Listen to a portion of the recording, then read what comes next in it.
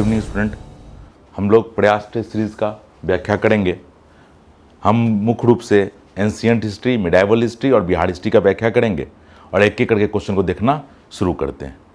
चूँकि समय कम है और फैक्ट पर ज़्यादा हम लोग ध्यान नहीं देंगे, तो देखते हैं क्या है। पहला क्वेश्चन है 76। 16 महाजनपदों के संदर्भ में दी गए कथनों पर गौर कीजिए। पहला, इन महाजनपदों में अंग की राजधानी चंपा मालनी थी। मल महाजनपद देवरिया जनपद के आसपास के क्षेत्र में स्थित था।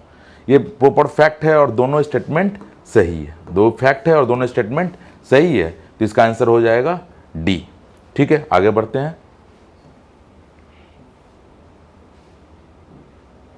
नेक्स्ट क्वेश्चन है कुंवर सिंह राजपूतों के किस वंश से थे। एक्चुअली जब कुंवर सिंह को देखिएगा हिस्ट्री, तो अलाउद्दीन खिलजी ने क्या किया था, मालवा पर आक्रमण किया था। तो मालवा पर आक्रमण के बाद वो जो शासक बच गए थे वो बिहार में आकर शरण लेते हैं, और बिहार में उस समय चेर वंश का शासन था। तो चेर वंशों ने इन्हें आरा बक्सर के आसपास के एरिया में इनको जमींदारी दी थी, अपने तरफ की जमींदारी दी थी। तो वहीं से अगर इसका सही आंसर देखिएगा तो सही आंसर क्या है, परमार राजपूत हैं। और माइग्रेट कहाँ से किए हैं ये लोग, तो मध्य प्रदेश से माइग्रेट किए हैं, मध्य प्रदेश से। इनको शरण पहले किसने दिया बिहार में, तो चेर राजवंश। देखिएगा बिहार में दो राजवंश है, कनाट वंश और चेर राजवंश। तो चेर राजवंश ने इनको शरण दिया है। आइए नेक्स्ट क्वेश्चन देखते हैं।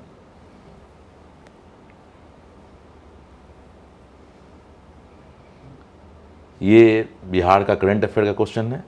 नेक्स्ट आ जाते हैं, नेक्स्ट क्वेश्चन देखते हैं। वैदिक साहित्य में मगध को अपवित्र माना गया है, एसर्शन है। और रीजनिंग दिया गया है मगध सभी महाजनपदों में सर्वाधिक शक्तिशाली था। तो देखिए, जब वैदिक साहित्य में मगध को अपवित्र क्षेत्र माना गया है, ये सही है। अगर आप शतपथ ब्राह्मण पढ़ते हैं तो शतपथ ब्राह्मण में ऋषि राहुगण की चर्चा की गई है, जिन्होंने क्या किया, तो सरस्वती नदी के तट पर यज्ञ किया, और यज्ञ से जो अग्नि उत्पन्न हुई वही अग्नि सीधा जलाते हुए, पूरा जंगल को जलाते हुए सदानीरा तक आगे बसती है। सदानीरा का मतलब है गंडक नदी, इसलिए उस एरिया के क्षेत्र को पवित्र मान लिया गया। इसलिए आज भी देखिएगा उत्तर बिहार के लोग मगध मतलब पटना में आके अपना अंतिम संस्कार कराना पसंद नहीं करते हैं, इसलिए अपवित्र माना गया है। और दूसरा जो स्टेटमेंट है कि मगध सभी महाजनपदों में सर्वाधिक शक्तिशाली था, तो दोनों स्टेटमेंट तो दोनों सही है, लेकिन सही व्याख्या नहीं कर रहा है। जिसका आंसर क्या हो जाएगा, बी हो जाएगा। चलिए फिर नेक्स्ट क्वेश्चन देखते हैं।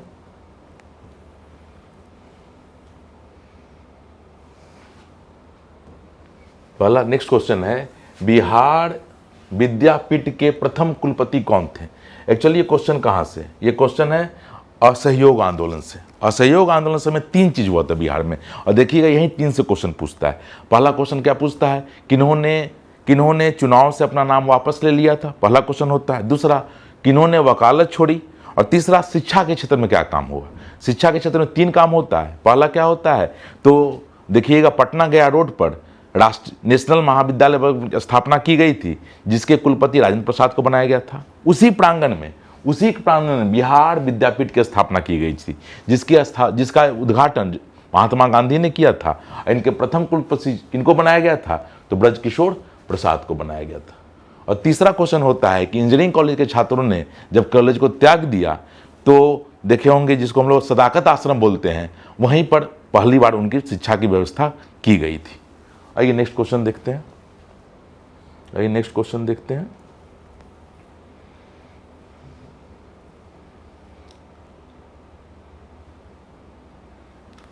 पहला ये क्वेश्चन है, 28 अगस्त 1920 को किस प्रांतीय कांग्रेस सम्मेलन में असहयोग आंदोलन का समर्थन करने का प्रस्ताव पारित किया था। तो देखिए, असहयोग आंदोलन प्रस्ताव करने में 2 मीटिंग हुई थी। एक कलकत्ता अधिवेशन हुआ था, फिर नागपुर अधिवेशन। दोनों के बीच में ही बिहार में क्या किया गया था, भागलपुर में इसको डिसीजन ले लिया गया था। तो इसका उत्तर हो जाएगा बिहार, और बेसिकली भागलपुर में डिसीजन लिया गया था बिहार के। नेक्स्ट आ जाइए। नेक्स्ट क्वेश्चन है तुगलक वंश का प्रथम शासक कौन था। देखिए, तुगलक, जब दिल्ली सल्तनत का बात करते हैं तो तुगलक वंश से 2 ही क्वेश्चन आता है। पहला क्वेश्चन आता है, अगर आप देखिए संस्थापक कौन था, तो गयासुद्दीन तुगलक था, सही है। फिरोज शाह तुगलक भी इसी वंश का है और मोहम्मद बिन तुगलक इसी वंश का है। तो गयासुद्दीन तुगलक के बारे में एक क्वेश्चन और पूछता है, सर्वप्रथम किसने नहर का निर्माण करवाया? सर्वप्रथम नहर का निर्माण करने वाला गयासुद्दीन तुगलक था। सर्वाधिक नहर का निर्माण किसके समय हुआ है? तो फिरोज शाह तुगलक के समय हुआ है। और मोहम्मद बिन तुगलक के बारे में 4 घटनाएं बताई जाती हैं जिसका उल्लेख बर्नी ने किया, उसी से क्वेश्चन होता है। तो इसका उत्तर हो जाएगा गयासुद्दीन तुगलक। और इससे अगर एक क्वेश्चन और पूछ सकता है तो वही पूछता है कि यह प्रथम शासक था जिसने, दिल्ली सल्तनत का प्रथम शासक था जिसने नहरों का निर्माण करवाया। आइए नेक्स्ट क्वेश्चन देखते हैं। केप ऑफ गुड होप की खोज किसने की? मॉडर्न का क्वेश्चन है। हम लोग आते हैं आगे। देखिए ये क्वेश्चन है, ये कहता है कि निम्नलिखित में से किसने 1906 ईस्वी में एक अलग बिहार प्रांत की मांग की थी? देखिए इसमें 2 लोगों का नाम एक साथ आएगा, महेंद्र नारायण और सच्चिदानंद सिंह। एक्चुअली ये लोग पत्रिका निकालते थे, उस पत्र में सर्वप्रथम इसका मांग रखा गया। अब प्रश्न उठता है कि बिहार अलग क्यों होना चाहता था? तो इसका एक नहीं 2 कारण है। सबसे पहला कारण क्या है कि बिहार में अंग्रेजी शिक्षा का उतना विकास नहीं हुआ था जितना बंगाल में हुआ था। इसलिए बिहार में जितने भी जॉब थे उस पर मुख्य रूप से बंगाली लोग ज़्यादा आ चुके थे। तो बिहारियों को लगता था कि हमको एजुकेशन मामले में हम पिछड़े हुए हैं, अधिकारी वर्ग में हमको वो स्थान नहीं मिल रहा है। और उस समय अंग्रेज ही थे जिनके लिए सरकारी नौकरी आता था और कहीं सरकारी नौकरी का प्रावधान नहीं था। तो इनको लगा पढ़े लिखे वर्ग को खासकर कि अगर बिहार अलग हो जाएगा तो हमें वहाँ अपॉर्चुनिटी दिखाने का मौका मिलेगा। दूसरा जो कारण था वो था लैंड रेवेन्यू को लेके। जो बड़े बड़े जमींदार थे देखिएगा तो वो बिहार के नहीं बंगाल के थे और उस रेवेन्यूज को तो बिहार से ले जाते थे, लेकिन बिहार के विकास पर उतना खर्च नहीं होता था। यह भी एक कारण है। इसलिए इन्होंने क्या किया, बिहार को बंगाल से अलग करने का मांग रखा था। आइए फिर नेक्स्ट क्वेश्चन देखते हैं।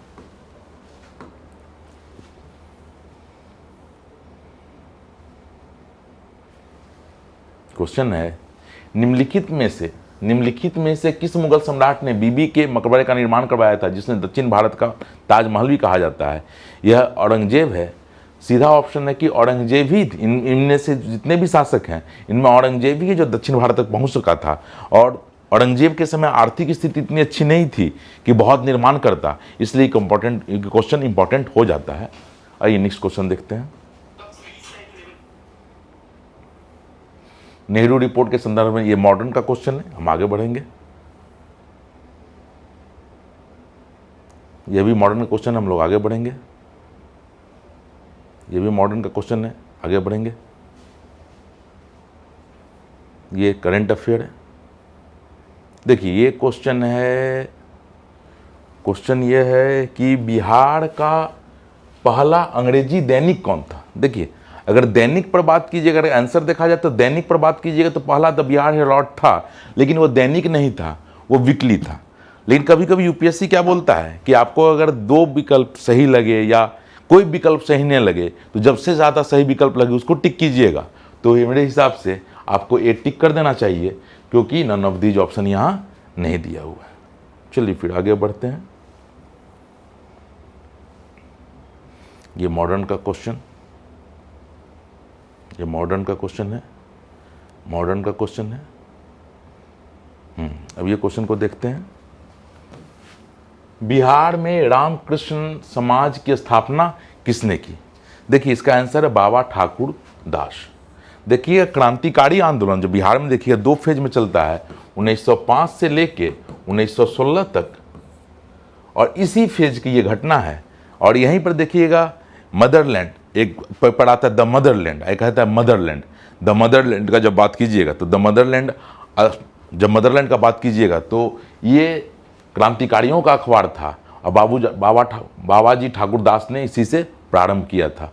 तो इसका आंसर सही हो जाएगा डी। आइए नेक्स्ट देखते हैं।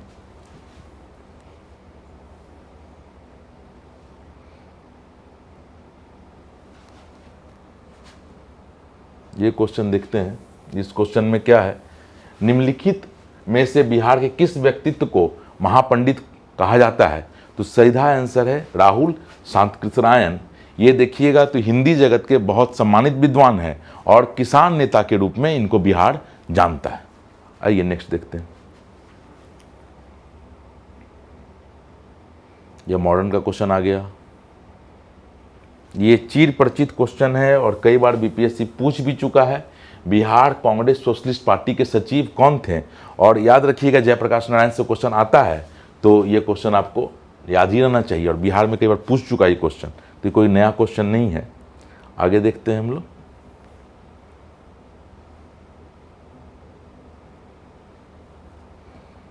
बिहार में सविनय अवज्ञा आंदोलन के दौरान कांग्रेस की गतिविधियों का नेतृत्व किसने किया था? तो देखिए ऑप्शन दिया है मुंगेर। मुंगेर में है श्री कृष्ण सिंह। केवल एक चीज याद रखिएगा यहाँ पर कि श्री कृष्ण सिंह आंदोलन का नेतृत्व मुंगेर में करते हैं, लेकिन जब इनको अरेस्ट किया जाता है, जब इनको गिरफ्तार किया जाता है तो बेगूसराय से किया जाता है। बेगूसराय से इनको गिरफ्तार किया जाता है। केवल एक चीज याद रखिएगा, बाकी चीज तो ये है ही। आइए नेक्स्ट क्वेश्चन देखते हैं।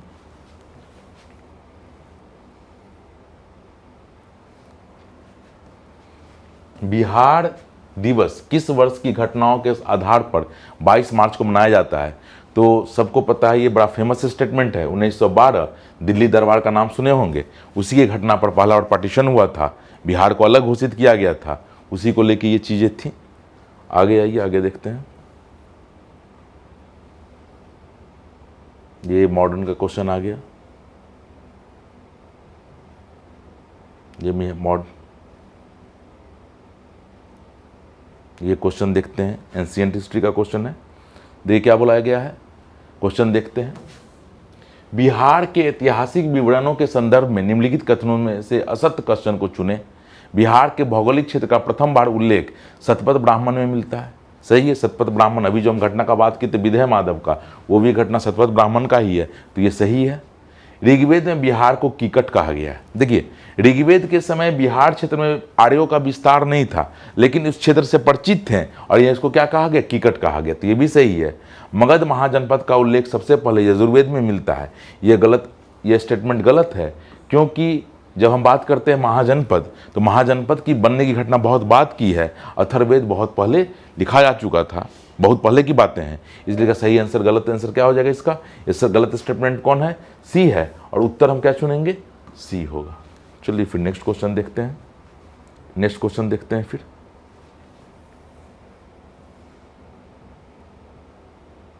देखिए ये क्वेश्चन एक बार देखिएगा, बिहार से कर्नाट वंश के शासक से पूछता ही है। बख्तियार खिलजी के बिहार अभियान के समय कर्नाट वंश का कौन शासक था?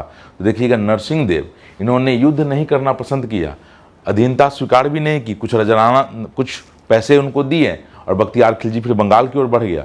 तो कर्नाट वंश से क्वेश्चन आता है, कर्नाट वंश के बारे में जानकारी कौन देता है? तो विद्यापति की कीर्तिलता और कीर्तिपता का, यहाँ से भी क्वेश्चन आता है, तो ये क्वेश्चन देख लेते हैं। नेक्स्ट देखते हैं फिर। शेरशाह ने पटना का दुर्ग कब बनवाया था? ये फैक्ट है, और सीधा इसका आंसर हो जाता है 1541। ठीक है, नेक्स्ट देखते हैं।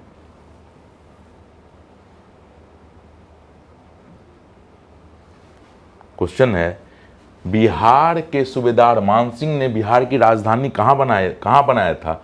तो मानसिंह अकबर के समय बिहार का सूबेदार बना था, और इसने रोहतास को अपना बिहार में अपना राजधानी बनाया था। आइए नेक्स्ट देखते हैं।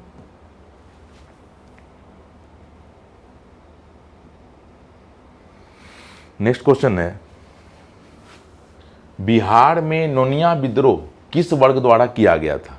देखिए यहाँ वर्ग का बात कर रहा है, तो देखिए बिहार से अंग्रेज दो चीज ले जाते थे, एक अफीम, दूसरा सोडा। सोडा का प्रयोग बारूद बनाने में होता था, और दूसरा चीज क्या होता था? सोडा बाड़ी होता था। तो जहाज के पेंदी में सोडा को डाल देने के बाद जहाज ज्यादा स्टेबल चलता था, डूबता नहीं था। तो सोडा का दो विशेषता था, तो इसका आंसर हो जाएगा सोडा उत्पादन वर्ग द्वारा। नेक्स्ट क्वेश्चन देखते हैं।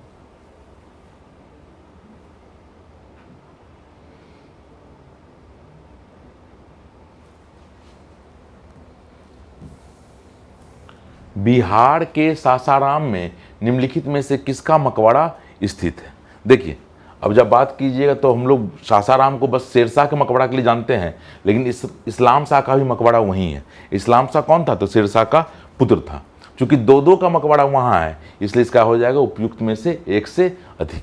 अधिकांश बच्चे गलती करेंगे, अधिकांश बच्चे इसका बी मारेंगे, लेकिन हमेशा याद रखिएगा इस्लाम शाह का भी मकबरा वहीं पर स्थित है। चलिए नेक्स्ट क्वेश्चन देखते हैं।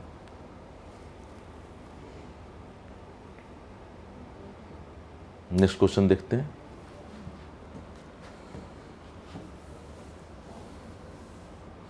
यह बिहार की निम्नलिखित में से कौन सी चित्रकला बहुला बिसहरी की लोक कथा पर आधारित है?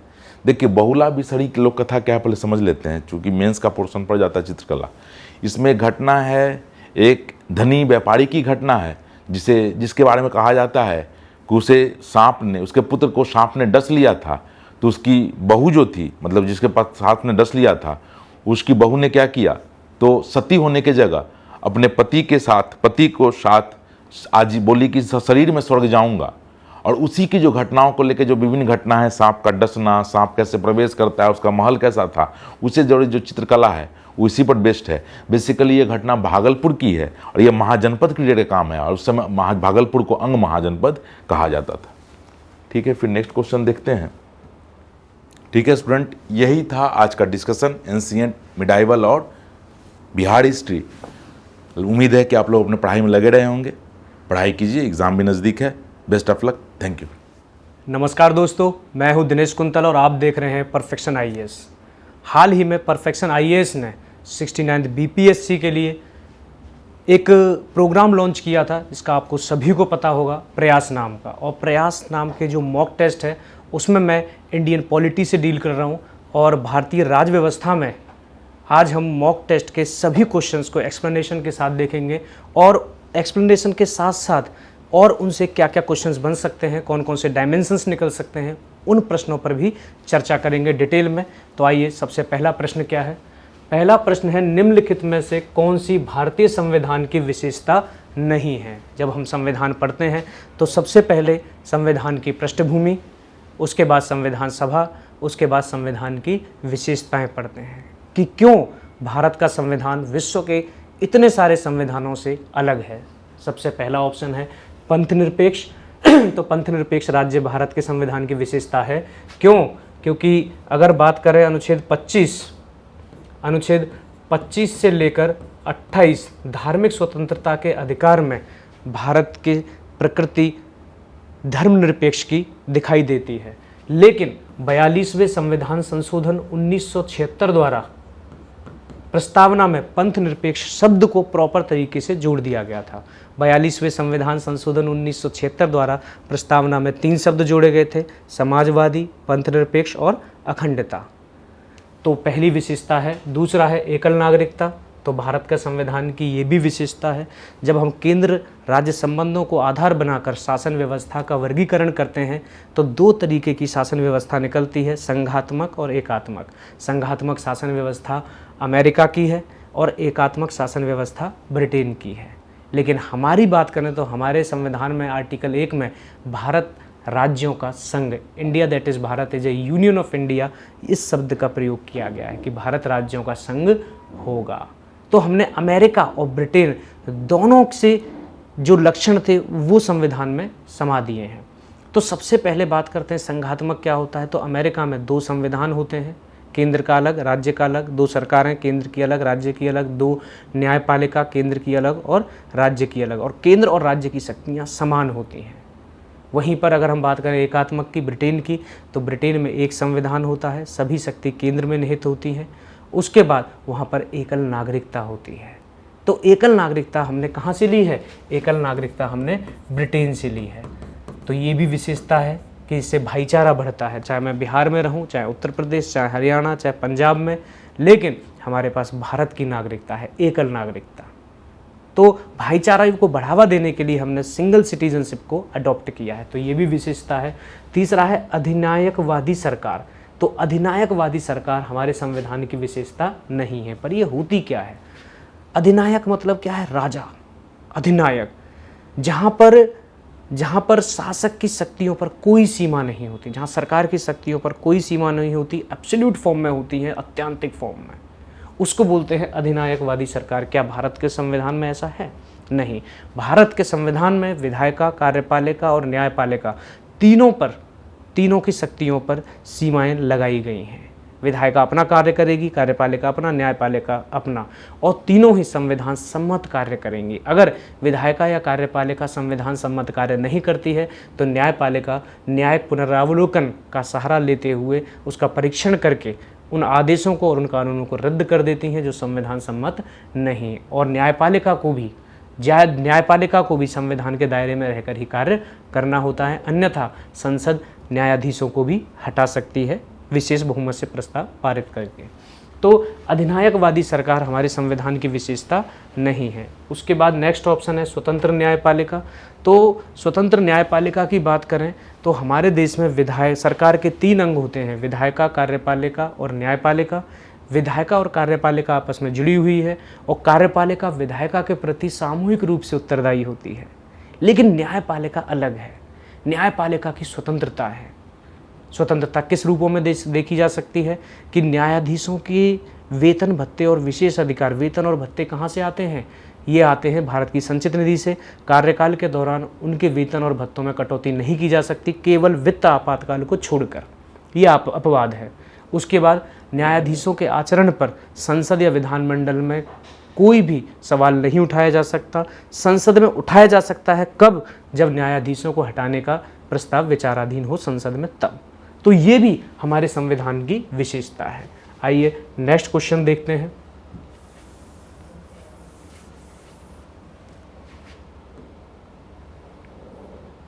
नेक्स्ट क्वेश्चन है, निम्नलिखित कथनों पर विचार कीजिए। कौन कौन से कथन हैं? संविधान संशोधन की प्रक्रिया राज्य विधानमंडल द्वारा आरंभ की जा सकती है। यहाँ संविधान संशोधन है और राज्य विधानमंडल है। तो ये पूछा गया है कि संविधान संशोधन क्या राज्य विधानमंडल शुरुआत कर सकता है इसकी? नहीं। क्यों? क्योंकि भारतीय संविधान के अनुच्छेद आर्टिकल 368 में संविधान संशोधन की प्रक्रिया दी हुई है और इसकी शक्ति संसद को दी गई है। यानी संसद आर्टिकल 368 के तहत संविधान के किसी भी प्रावधान में संशोधन कर सकता है, लेकिन केशवानंद भारती केस 1973 द्वारा उस निर्णय में मूल ढांचे का सिद्धांत दिया गया था कि इसमें कुछ मूल विशेषताएं जिसमें संसद संविधान संशोधन नहीं कर सकती। ठीक है, ये हो गया। तो यानी कि राज्य विधानमंडल के पास शक्ति नहीं है। लेकिन एक आर्टिकल है, इसको थोड़ा सा ध्यान दीजिएगा, आर्टिकल 169, जिसमें राज्य विधान परिषद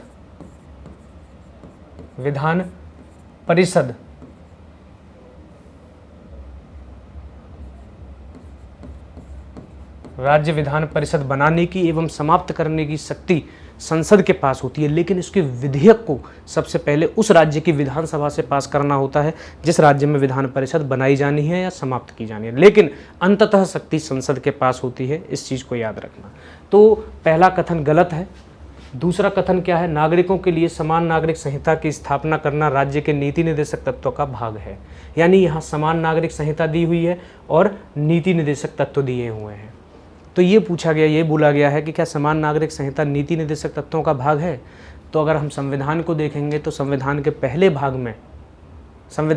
भाग में देश है, संघ एवं इसके क्षेत्र, दूसरे भाग में देश में रहने वाले नागरिक, तीसरे भाग में नागरिकों के अधिकार, मौलिक अधिकार, और चौथे भाग में है राज्य के नीति निर्देशक तत्व, directive principles of state policy. ये हमने आयरलैंड से ली है और अनुच्छेद 36 से 51 में है। लेकिन समान नागरिक संहिता की बात करें तो ये आर्टिकल 44 में है, अनुच्छेद 44 में, तो यानी निर्देशक तत्वों का भाग है। अब ये होता क्या है समान नागरिक संहिता? यहाँ से देखिए, प्रीलिम्स में क्वेश्चन आने की संभावना है और मेंस में तो है ही, क्योंकि हाल ही में चर्चा में रही है समान नागरिक संहिता। हाल ही में मोदी सरकार ने विधि आयोग को निर्देश दिए हैं कि इस पर आप रिपोर्ट प्रस्तुत करें कि किस तरीके से समान नागरिक संहिता को लागू किया जाए।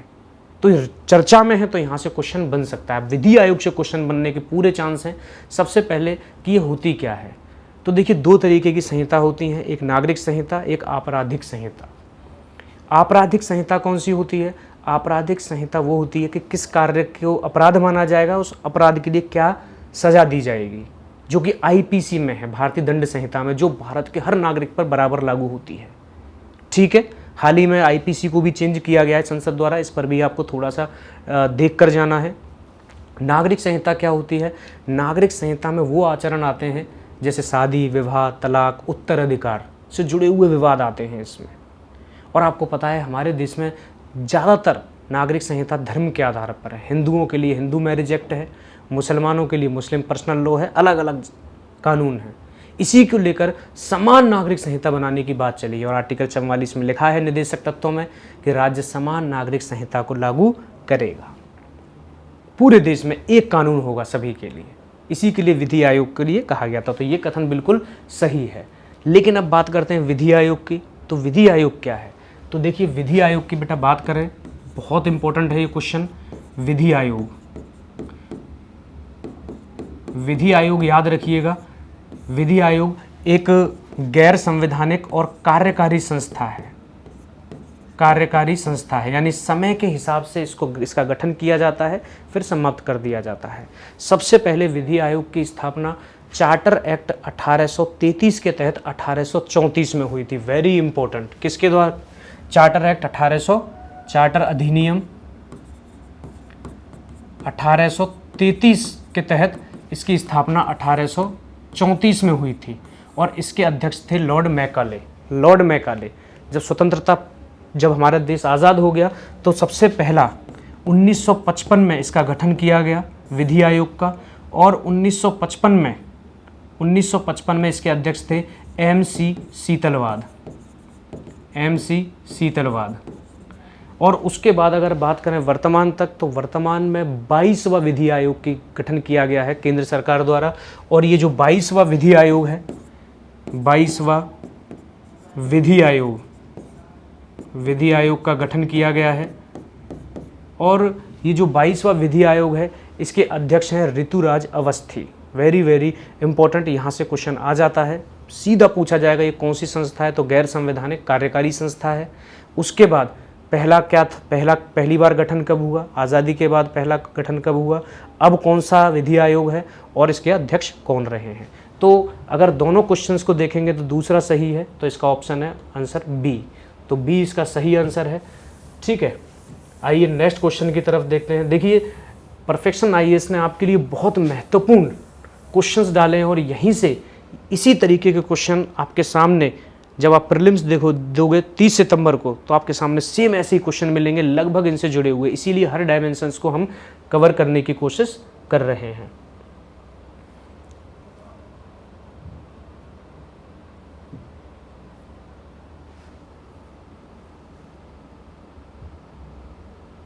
तीसरा क्वेश्चन है निम्नलिखित का मिलान करें। अब यहाँ पर मिलान करना है, मैच द कॉलम है, और एक तरफ संस्थाएं हैं, दूसरी तरफ अनुच्छेद है। तो सबसे बड़ी बात, आपको सारे आर्टिकल्स याद करके जाने, लेकिन नहीं होते हैं तो महत्वपूर्ण अनुच्छेद तो याद करके ही जाने। सबसे पहले है अखिल भारतीय सेवा। तो अखिल भारतीय सेवा भारतीय संविधान के आर्टिकल अनुच्छेद 312 में दी हुई है। आर्टिकल 312 के तहत राज्यसभा उपस्थित और मतदान करने वाले सदस्यों के 2/3 से प्रस्ताव पास कर देती है और लोकसभा साधारण बहुमत से प्रस्ताव पारित कर देती है। तो अखिल भारतीय सेवा का गठन हो सकता है। अब अखिल भारतीय सेवा में 3 ही हैं, IAS, IPS, IFS, भारतीय प्रशासनिक सेवा, भारतीय पुलिस सेवा और भारतीय वन सेवा। अगर एक और का गठन करना होगा तो ये शक्ति राज्यसभा को दी गई है आर्टिकल 312 में। तो ए का आंसर कौन सा है? 4। और ए का 4 कहाँ दे रखा है? सॉरी, ए का सेकंड है, सेकंड 312 सेकंड पर है, तो ए सेकंड। अब बी और डी में से आंसर होगा। दूसरा है प्रशासनिक अधिकरण। प्रशासनिक अधिकरण क्या होते हैं? तो भारतीय संविधान में 42वें संशोधन 1976 द्वारा भारतीय संविधान में भाग 14 का जोड़ा गया और इसमें 2 अनुच्छेद जोड़े गए। आर्टिकल 323A, आर्टिकल 323A और 323B। आर्टिकल 323A और आर्टिकल 323B और 323A में प्रशासनिक अधिकरण को रखा गया है। तो प्रशासनिक अधिकरण याद रखिएगा, ये क्वासी जुडिशियल बॉडी होती है, अर्ध न्यायिक संस्था होती है। ठीक है, तो 323A में है प्रशासनिक अधिकरण, 323B में बाकी सभी अधिकरण हैं। तो इसका सेकंड का आंसर हो गया फर्स्ट, ये फर्स्ट। तो सेकंड का फर्स्ट कौन सा है? ये। तो इसका आंसर डी है, यहाँ से पता चल जाता है। बाकी और ऑप्शंस देख लेते हैं। मौलिक कर्तव्य, मौलिक कर्तव्य की बात करें तो मूल संविधान में मौलिक कर्तव्य नहीं थे। स्वर्ण सिंह समिति की सिफारिश पर 42वें संविधान संशोधन 1976 द्वारा 10 मौलिक कर्तव्यों को जोड़ा गया था, लेकिन बाद में अटल बिहारी वाजपेयी की सरकार में 86वें संविधान संशोधन 2002 द्वारा एक और मौलिक कर्तव्य जोड़ दिया गया। तो वर्तमान में 11 मौलिक कर्तव्य हैं। किसकी सिफारिश पर? स्वर्ण सिंह समिति की सिफारिश पर। ठीक है, इसको याद रखिएगा। 42वें संशोधन से कितने जोड़े गए थे? 10। अब कितने हैं? 11 हो गया यहाँ पर बेसिक। एक समिति और आती है इसमें, वर्मा समिति। वर्मा समिति ने मौलिक कर्तव्यों को जन जागरूक बनाने के लिए, लोगों को जागरूक बनाने के लिए बच्चों के सिलेबस में जोड़ने की बात कही थी, सिफारिश की थी। यहाँ से भी क्वेश्चन आ जाता है। एक है वार्षिक वित्तीय विवरण, इसको आम भाषा में बजट बोलते हैं। बजट एक फ्रांसीसी शब्द है जहाँ बुजट होता है, जो चमड़े का थैला होता है। इससे पहले हमारे वित्त मंत्री बजट चमड़े के थैले में पेश करते थे, लेकिन इसका संविधान के आर्टिकल 312 में आर्टिकल 112 में यूनियन बजट, संघ बजट की बात की गई है, यानी संघ वार्षिक विवरण की, संघ की, और आर्टिकल 202 में राज्य के बजट की बात की गई है। ठीक है, 112 और 202 इसमें राज्य का बजट है। तो यहाँ से भी क्वेश्चन आ सकता है। तो इसका आंसर है डी, वेरी वेरी इंपॉर्टेंट। यहाँ से भी अगर कोई डायमेंशंस निकलता है तो आपको यहाँ से कर देना है। नेक्स्ट क्वेश्चन की बात करते हैं। नेक्स्ट क्वेश्चन है, निम्नलिखित अनुच्छेदों पर विचार कीजिए। यहाँ पर कुछ अनुच्छेद दे रखे हैं जिनसे विचार करना है। अनुच्छेद 14, अनुच्छेद 19 और अनुच्छेद 29। देखिए, अगर हम मौलिक अधिकार की बात करें तो अनुच्छेद मौलिक अधिकार भारतीय संविधान के भाग 3 में अनुच्छेद 12 से 35 तक दिए गए हैं। मूल संविधान में 7 प्रकार के थे, अब 6 प्रकार के हैं। ठीक है, संपत्ति का अधिकार 44वें संविधान संशोधन 1978 द्वारा निकाल दिया मूल अधिकारों से। इस वक्त वो संवैधानिक अधिकार या विधिक अधिकार है। दोनों ऑप्शन में आ जाएंगे तो संवैधानिक लगाना है, संवैधानिक ऑप्शन में नहीं आएगा तो विधिक आंसर होगा। ठीक है, अब बात करते हैं कि ये तीनों मौलिक अधिकार से जुड़े हैं। 14, 19, 29 मौलिक अधिकार से संबंधित उपरोक्त में से कौन सा अनुच्छेद केवल भारतीय नागरिकों के लिए है? Very very important. मौलिक अधिकार की बात करें तो भारतीय संविधान ने मौलिक अधिकार भारतीय नागरिकों को तो दिए ही हैं, विदेशी नागरिकों को भी दिए हैं, विदेशियों को भी। सोचिए कितना उदार संविधान है, लेकिन हर एक मौलिक अधिकार विदेशी को नहीं दिया गया। तो केवल भारतीयों को कौन कौन से दिए गए हैं? तो 5 आर्टिकल है, अनुच्छेद 15, 16, 19, 29 और 30। तो अब यहाँ कौन कौन से हैं? 19 है और 29। 14 विदेशी को भी दिया गया है। तो यानी सेकंड और थर्ड कहाँ है? सेकंड और थर्ड ए। तो इसका आंसर है ए, केवल भारतीय नागरिक। सारे दिए हैं भारतीय नागरिकों को, लेकिन विदेशियों को ये नहीं दिए गए हैं।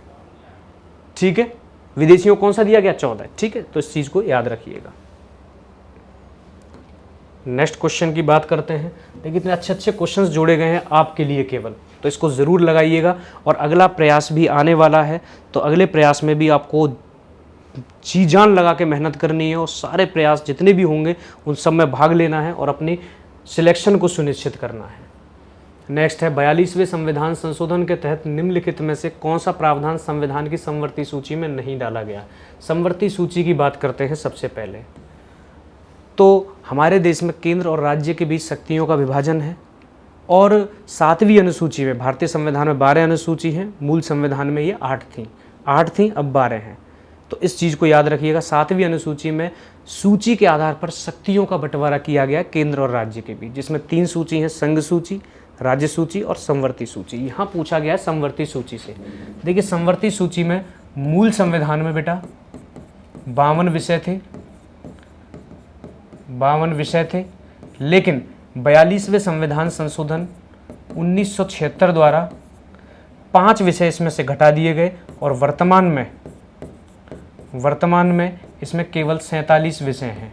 ठीक है, 47 विषय हैं। तो कौन कौन से 5 विषय घटाए गए? तो सबसे पहले देखिए कौन कौन से हटाए, कौन कौन से मूल संविधान में राज्य सूची में थे ये 52 विषय। राज्य सूची में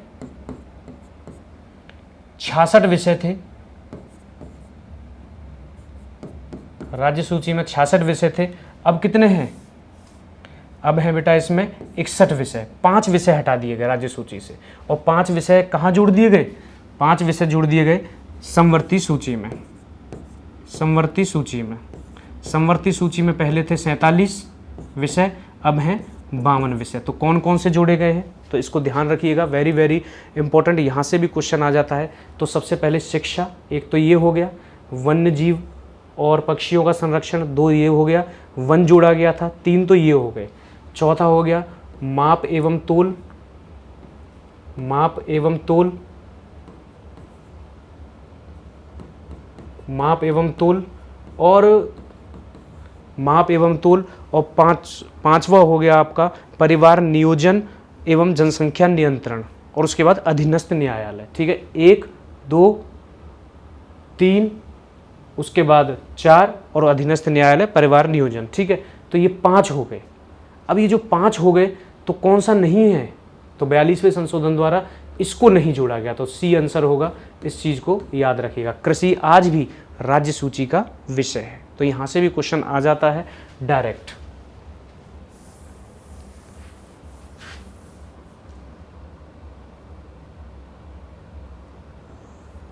नेक्स्ट क्वेश्चन की तरफ चलते हैं। पूर्वी क्षेत्रीय परिषद की स्थायी समिति की 13वीं बैठक कहाँ आयोजित की गई। यहाँ पर पूछा गया है पूर्वी क्षेत्रीय परिषद, लेकिन क्वेश्चन यहाँ से आ जाता है क्षेत्रीय परिषद से कि क्षेत्रीय परिषद क्या होती है। तो देखिए, क्षेत्रीय परिषद की बात करें तो ये सहकारी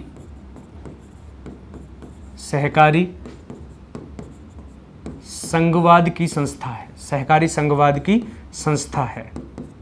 क्या होता है सहकारी संघवाद की संस्था के मतलब, देखिए सहकारी संघवाद का मतलब होता है केंद्र राज्य संबंधों के बीच जो विवाद हो जाता है उन विवादों को कहाँ सुलझाता है। एक तो औपचारिक तरीका है कि न्यायालय में जाएं, दूसरा है सहकारी संघवाद की संस्थाएं। कुछ संस्थाएं बना दी गई हैं कि यहाँ बैठो केंद्र और राज्य और यहाँ अपने मुद्दों को सुलझाओ और आपस में सामाजिक आर्थिक विकास करो। ठीक है, तो सहकारी संघवाद की जो सबसे बड़ी संस्था है वो नीति आयोग है।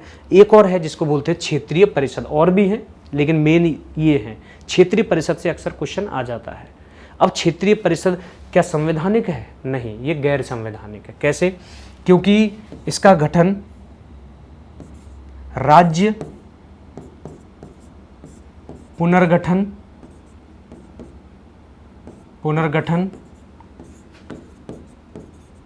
अधिनियम 1956 द्वारा किया गया था। राज्य पुनर्गठन अधिनियम 1956 द्वारा क्षेत्रीय परिषद का गठन किया गया था और पूरे भारत को 5 भागों में बांट दिया गया था। सबसे पहले पूर्वी क्षेत्रीय परिषद ईस्ट, दूसरा पश्चिमी क्षेत्रीय परिषद वेस्टर्न जोनल काउंसिल, उसके बाद उत्तरी क्षेत्रीय परिषद और दक्षिणी क्षेत्रीय परिषद, उसके बाद एक मध्य क्षेत्रीय परिषद भी बांटा गया था और इसमें स्टेट्स को इंक्लूड कर दिया। ये राज्य पूर्वी क्षेत्रीय परिषद में होंगे, ये पश्चिमी में, ये उत्तरी और दक्षिणी में। तो राज्य पुनर्गठन अधिनियम 1956 द्वारा किया गया है। तो ये कैसी संस्था हुई? सांविधिक संसद की विधि द्वारा बनाई गई है। यहाँ से भी क्वेश्चन आ सकता है कि गैर संवैधानिक है और ये सांविधिक संस्था है। किस अधिनियम द्वारा? इतना। तो पहले कितने थे? 5 क्षेत्रीय परिषद थे, 5 क्षेत्रीय परिषद। लेकिन 1971 में एक और अधिनियम पास किया गया जिसका नाम था पूर्वोत्तर क्षेत्रीय परिषद। पूर्वोत्तर क्षेत्रीय परिषद और पूर्वोत्तर क्षेत्रीय परिषद के हिसाब से देखें, पूर्वोत्तर क्षेत्रीय परिषद अधिनियम 1971 द्वारा एक और क्षेत्रीय परिषद का गठन किया गया जिसको बोला गया पूर्वोत्तर क्षेत्रीय परिषद। तो 1956 द्वारा 5 क्षेत्रीय परिषद बनाई गई थी। अब कितनी है? अब है 6। पूर्वोत्तर क्षेत्रीय परिषद भी बना दी गई है। इस चीज को याद रखना। इसके अध्यक्ष होते हैं गृह मंत्री, इसके अध्यक्ष होते हैं गृह मंत्री और इसके पदेन, और ये भी कैसे होते हैं? पदेन, हमेशा यही रहेंगे। उसके उपाध्यक्ष होते हैं मुख्यमंत्री, उपाध्यक्ष होते हैं राज्यों के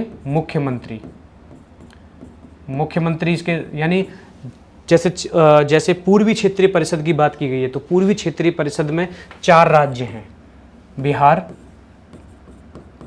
बिहार,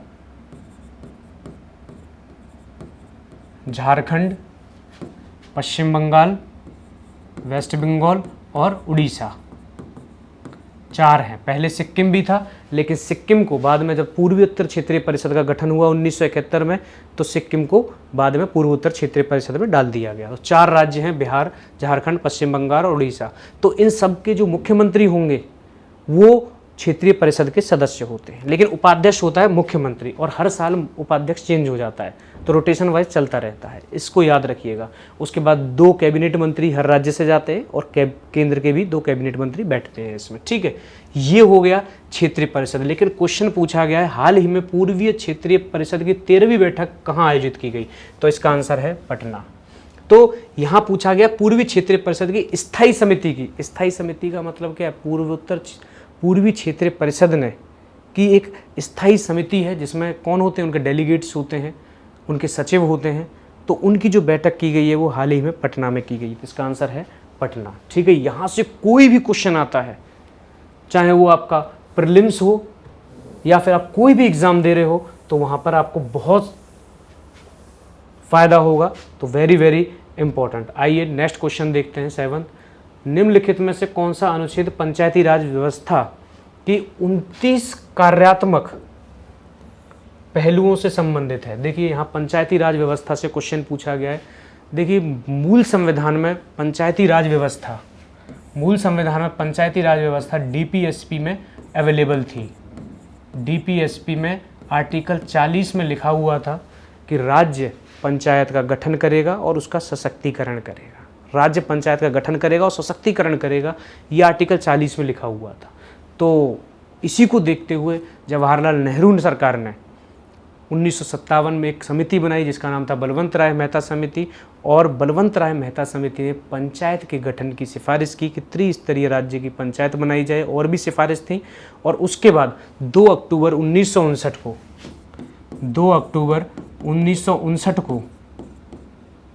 1959 को राजस्थान के नागौर जिले के बगदरी गांव में देश की पहली पंचायत बनाई गई। 2 अक्टूबर क्यों? क्योंकि गांधी का सपना था कि पंचायत भारत में रूट स्तर पर सरकार चले। ये हो गया।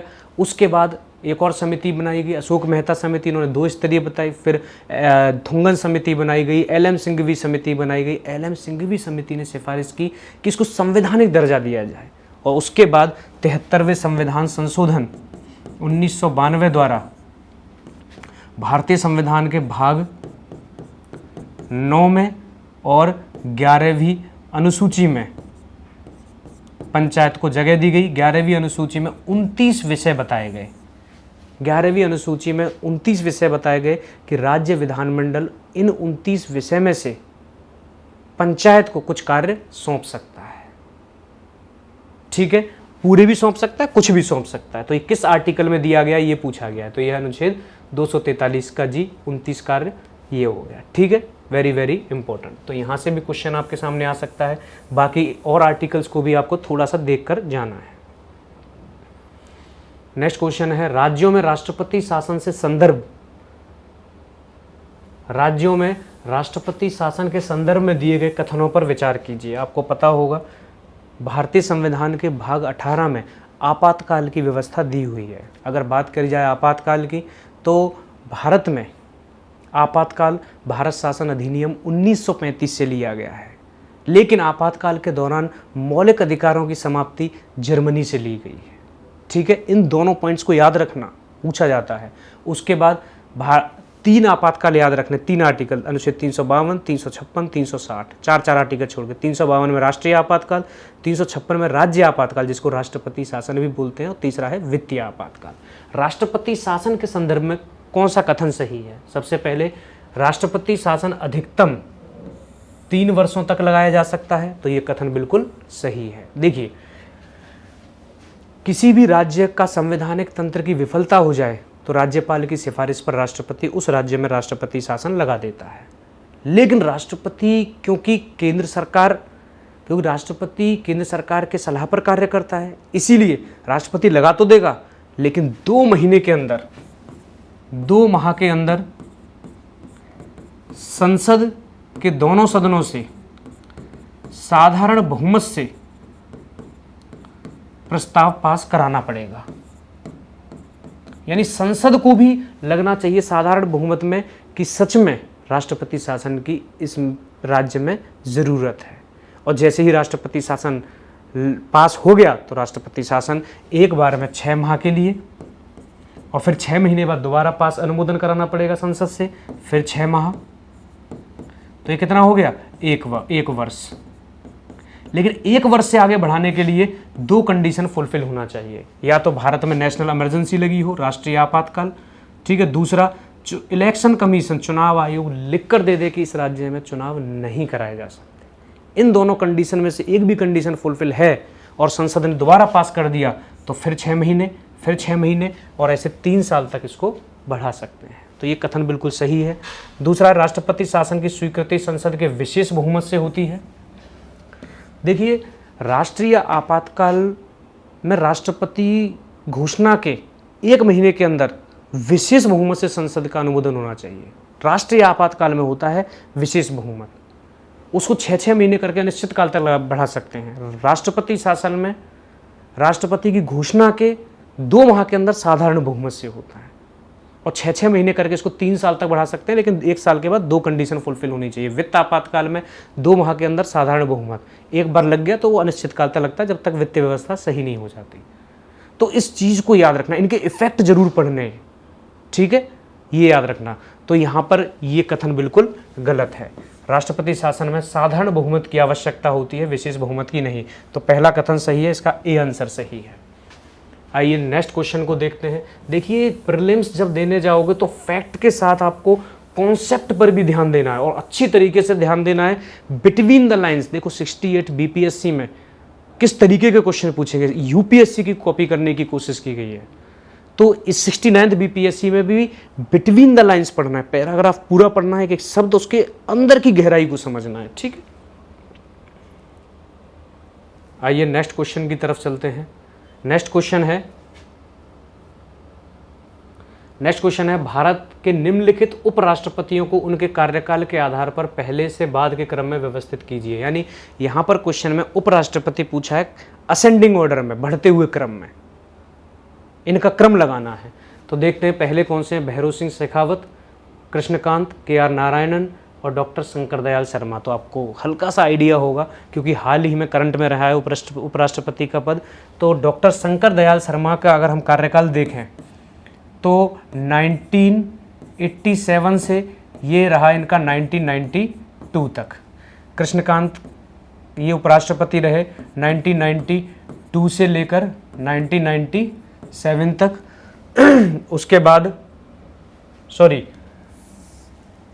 के.आर. नारायणन रहे 1992 से लेकर 1997 तक, ठीक है। तो चौथा और तीसरा कहाँ है, सी आंसर होना चाहिए। उसके बाद कृष्णकांत की बात करें तो बेटा कृष्णकांत रहे 1997 से लेकर 2002 तक। उसके बाद भैरव सिंह शेखावत रहे 2002 से लेकर 2007 तक। उसके बाद 2007 के बाद 2007 से लेकर 2017 यानी 10 साल रहे हमारे हामिद अंसारी, डॉक्टर हामिद अंसारी।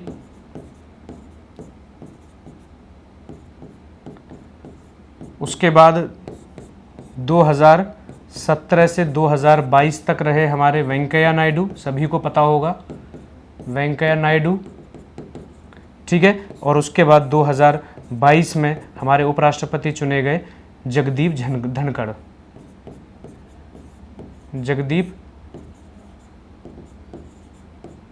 धनखड़, ठीक है। तो यानी कि 4, 3, 2, 1, तो इसका आंसर है सी। वेरी वेरी इंपॉर्टेंट, क्योंकि हाल ही में करंट में रहे हैं तो यहाँ से प्रश्न पूछा जा सकता है।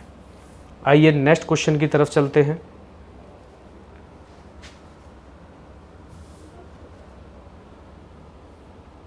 नेक्स्ट क्वेश्चन है स्वतंत्रता के बाद बिहार विधानसभा के प्रथम अध्यक्ष कौन थे। देखिए, हमारे देश में वेस्टमिंस्टर मॉडल ऑफ गवर्नमेंट को अपनाया गया है। ब्रिटेन में लंदन में एक जगह है जिसका नाम है वेस्टमिंस्टर, वहाँ ब्रिटेन की संसद है, वो हमने अपने देश में ली। वहाँ क्राउन को यहाँ राष्ट्रपति कहा जाता है, वहाँ हाउस ऑफ कॉमन्स को यहाँ लोकसभा, हाउस ऑफ लॉर्ड को राज्यसभा, सेम केंद्र की चीज़ों को राज्य में कॉपी कर दिया, विधानसभा, विधान परिषद। तो हमारे देश में विधानमंडल एक सदनीय भी हो सकता है, दो सदनीय भी हो सकता है। केवल 6 ही राज्य ऐसे हैं जिनमें विधानमंडल द्विसदनीय है, जिसमें से बिहार भी है। बिहार में विधानसभा भी है और विधान परिषद। अब कौन कौन से राज्य हैं जिनमें विधान परिषद है, वो हाल ही में बताते हैं। यहाँ पूछा है विधानसभा के प्रथम अध्यक्ष कौन थे, वेरी वेरी इंपॉर्टेंट। तो बिंदेश्वरी प्रसाद वर्मा, सीधा मिल गया, बिंदेश्वरी प्रसाद वर्मा, इनको बिंदा देवी भी कहा जाता है, बिंदा देवी भी कहा जाता है इनको, ठीक है। और 1961 में इनको तीसरा सबसे बड़ा नागरिक सम्मान से भी नवाजा गया था, नागरिक सम्मान, ठीक है। और वो नागरिक सम्मान कौन सा था? सबसे बड़ा नागरिक सम्मान आपको पता है भारत रत्न, फिर भारत रत्न, फिर पद्म विभूषण, और ये है पद्म भूषण, पद्म भूषण। तो प्रथम स्वतंत्रता के बाद बिहार के प्रथम विधानसभा अध्यक्ष कौन थे? बिंदेश्वरी प्रसाद वर्मा। इसको याद रखना, यहाँ से भी क्वेश्चन आ जाता है। वर्तमान में कौन है? वर्तमान में है अवध बिहारी चौधरी, इसको याद रखिएगा। ये तो पहले थे, वर्तमान में कौन है? अवध बिहारी चौधरी। यहाँ से भी क्वेश्चन आ सकता है आपके सामने। उसके बाद बात करते हैं नेक्स्ट क्वेश्चन। नेक्स्ट क्वेश्चन है हाल ही में बिहार विधान परिषद, यहाँ विधान परिषद से क्वेश्चन पूछा गया है, जो राज्य विधानमंडल का दूसरा सदन होता है। विधान परिषद केवल 6 ही राज्यों में है। सबसे पहले उत्तर प्रदेश, सबसे ज़्यादा सीटें 100, उसके बाद महाराष्ट्र 78, फिर उसके बाद कर्नाटका, बिहार में 75 है, फिर आंध्र प्रदेश और तेलंगाना। केवल 6 ही ऐसे राज्य हैं जिनमें विधान परिषद है, यानी द्विसदनीय विधानमंडल है। यहाँ विधान परिषद से पूछा गया क्वेश्चन कि बिहार की विधान परिषद में नेता विपक्ष के रूप में किसे नियुक्त किया गया है। अब देखिए, नेता विपक्ष की बात करें तो विधानसभा का जो नेता होते हैं वो मुख्यमंत्री होते हैं, इस चीज़ को याद रखना, या फिर मुख्यमंत्री द्वारा नामित कोई व्यक्ति, ठीक है। उसके बाद एक होता है नेता विपक्ष। तो नेता विपक्ष बनने के लिए कुल सदस्यों का, दूसरे नंबर की पार्टी को कुल सदस्यों का 1/10 होना चाहिए। ये कंडीशन, इस चीज़ को याद रखना। नेता विपक्ष बनने के लिए सदन में कुल सदस्यों के 1/10 सदस्य आपके पास होने चाहिए, तो ही नेता विपक्ष बन सकता है, ठीक है। ये हो गया। अब बिहार में विधान परिषद के नेता विपक्ष के रूप में किसे नियुक्त किया गया है? तो विजय कुमार सिन्हा, महेश्वरी हजारी, हरी साहनी और अवध बिहारी चौधरी।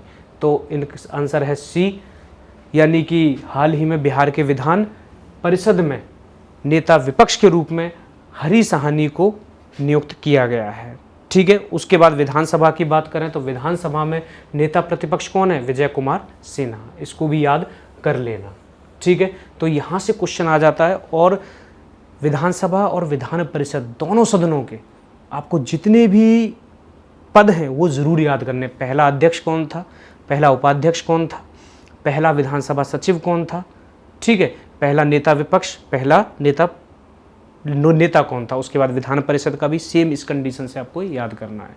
तो उसके बाद अगर हम बात करें नेक्स्ट क्वेश्चन की, तो नेक्स्ट क्वेश्चन में बेटा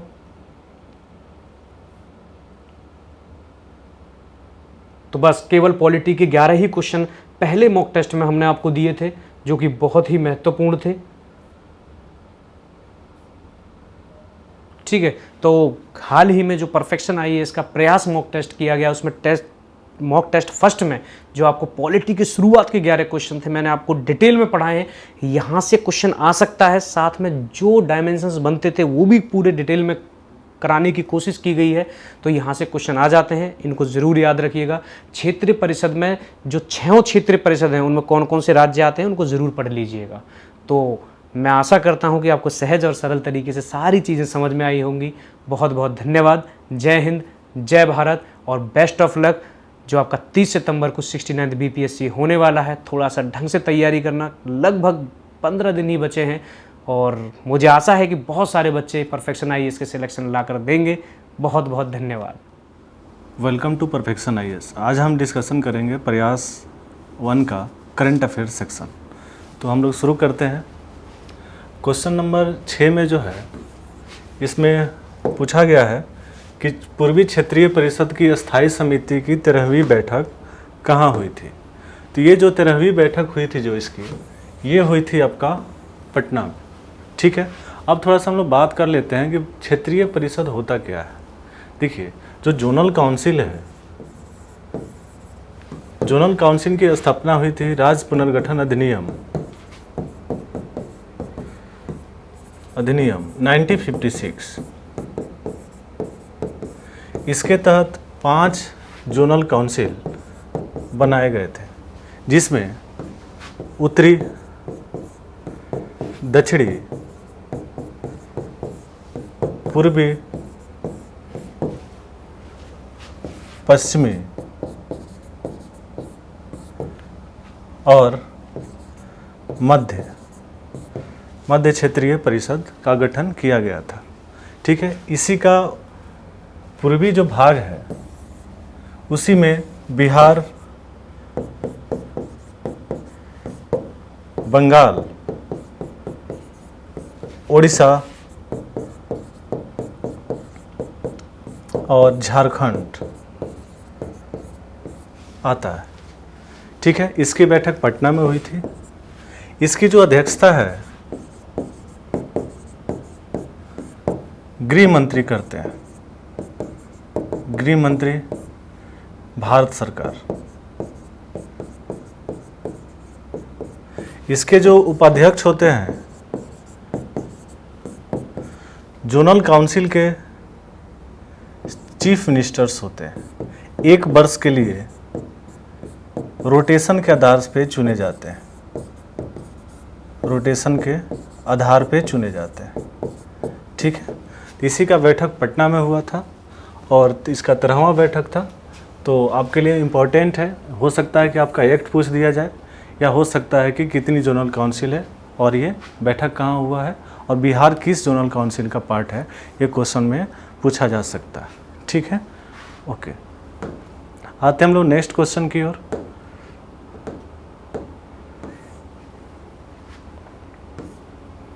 क्वेश्चन नंबर 11। ठीक है, बिहार विधान परिषद में नेता प्रतिपक्ष के रूप में किसे नियुक्त किया गया। अभी ये करंट का न्यूज़ है जिसमें आपका बिहार विधान परिषद के बारे में पूछ रहा है।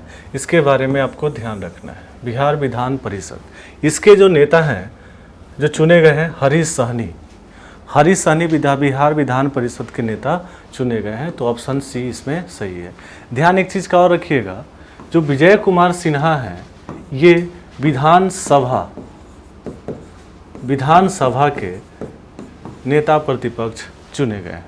तो इसके बारे में आप ध्यान रखिएगा। बिहार विधानसभा के नेता प्रतिपक्ष के रूप में विजय कुमार सिन्हा हैं वर्तमान में। ठीक है, नेक्स्ट हम क्वेश्चन की तरफ बढ़ते हैं।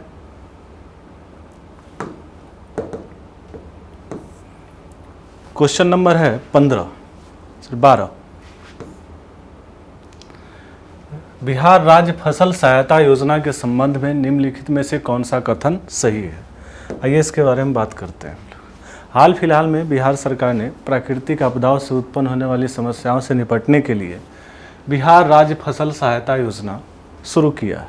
ठीक है, तो हम देखते हैं इसमें से कौन कौन से ऑप्शन सही हैं। पहला चीज़ ध्यान रखिएगा कि इसमें ऑप्शन दिया है केवल रैयत, ये गलत है। इसमें रैयत प्लस गैर रैयत दोनों शामिल है। ठीक है, इसका ध्यान रखिएगा। इसमें दूसरा ऑप्शन जो बोल रहा है, ये दूसरे ऑप्शन में बात करते हैं, इसमें बोला गया है कि इस योजना के तहत 20% से अधिक क्षति होने पर 15,000 प्रति माह की लाभ मिलता है। तो ये 15,000 नहीं है, ये 10,000 है। ठीक है, तो ये ऑप्शन भी आपका गलत हुआ। तीसरा क्वेश्चन है कि 20% तक अगर क्षति होता है, तीसरा ऑप्शन है, उसमें 7500 रुपये प्रति हेक्टेयर का लाभ मिलता है। ये ऑप्शन सी इसमें सही होगा। तो इस चीज़ को ध्यान रखिएगा कि इसमें रैयत और गैर रैयत दोनों शामिल है और यहाँ पे 10,000 रुपये का लाभ मिलता है, सहायता राशि मिलता है, और इसमें आपका 20% तक क्षति होने पे 7500 रुपये का सहायता राशि दिया जाता है। तो इस चीज़ को ध्यान रखिएगा। आगे बढ़ते हैं हम लोग।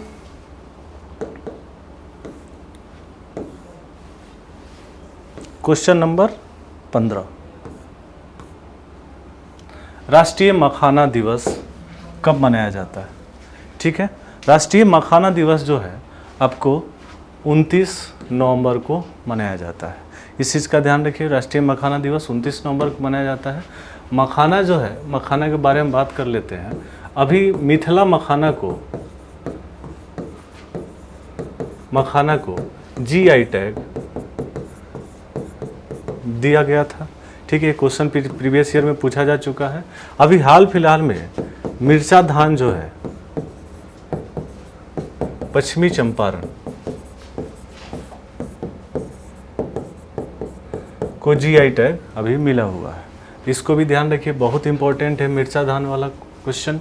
इसमें एक और चीज़ ध्यान रखिएगा, जो GI टैग है इसको 1999 में एक एक्ट आया था, उसी के तहत GI टैग फसलों को, उत्पादों को, इन सबको प्रदान किया जाता है। ठीक है, तो नेक्स्ट क्वेश्चन है आपका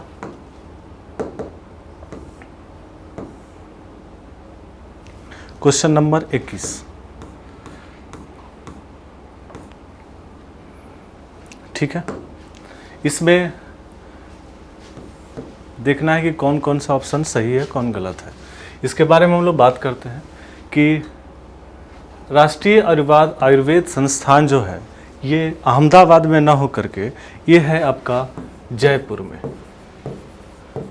तो पहला ऑप्शन आपका गलत हो गया। ठीक है, दूसरा इसके बारे में बोला गया सिद्ध संस्थान चेन्नई, ये ऑप्शन सही है 2। ठीक है, तीसरा लिखा है यूनानी संस्थान, ये भुवनेश्वर में ना होके ये है बेंगलुरु में। ठीक है, अब इसमें चौथा ऑप्शन है ये सही है कोलकाता। तो आपका 2 ऑप्शन गलत हो गया, 1 और 3। तो सही कौन होगा? 2 और 4। तो इसको ध्यान रखिएगा, 2 और 4 ऑप्शन सही है, अर्थात ए ऑप्शन इसमें सही होगा। ठीक है, आगे बढ़ते हैं हम लोग। ओके, इसमें पूछा गया है कॉरपोरेट सामाजिक उत्तरदायित्व के तहत कंपनियों को अपने शुद्ध लाभ का कितना प्रतिशत अनिवार्य रूप से सामाजिक सेवाओं पर खर्च करना पड़ता है। ठीक है, तो ये जो है आपका, इसका जो आंसर होगा 2%। ठीक है, इसके बारे में थोड़ा सा हम लोग बात कर लेते हैं। CSR फंड क्या होता है? कॉरपोरेट सोशल रिस्पॉन्सिबिलिटी फंड के बारे में बात करते हैं। देखिए, कंपनी एक्ट 2013 में आया था। कंपनी एक्ट 2013 के तहत इसको स्थापित किया गया। ये सबके लिए अनिवार्य नहीं है, इसके लिए कुछ शर्तें बताई गई है। इसके 3 शर्त है। पहला, अगर किसी कंपनी का जो टर्नओवर है 1000 करोड़ हो। ठीक है, दूसरा शर्त बोला गया इसमें, अगर किसी कंपनी का जो नेटवर्थ है वो 500 करोड़ हो। और तीसरा है, अगर किसी कंपनी का जो शुद्ध लाभ है 5 करोड़ रुपया। अगर ऐसी कोई कंपनी है तो उसको अपने कुल 3 वर्ष के शुद्ध औसत का, शुद्ध लाभ के औसत का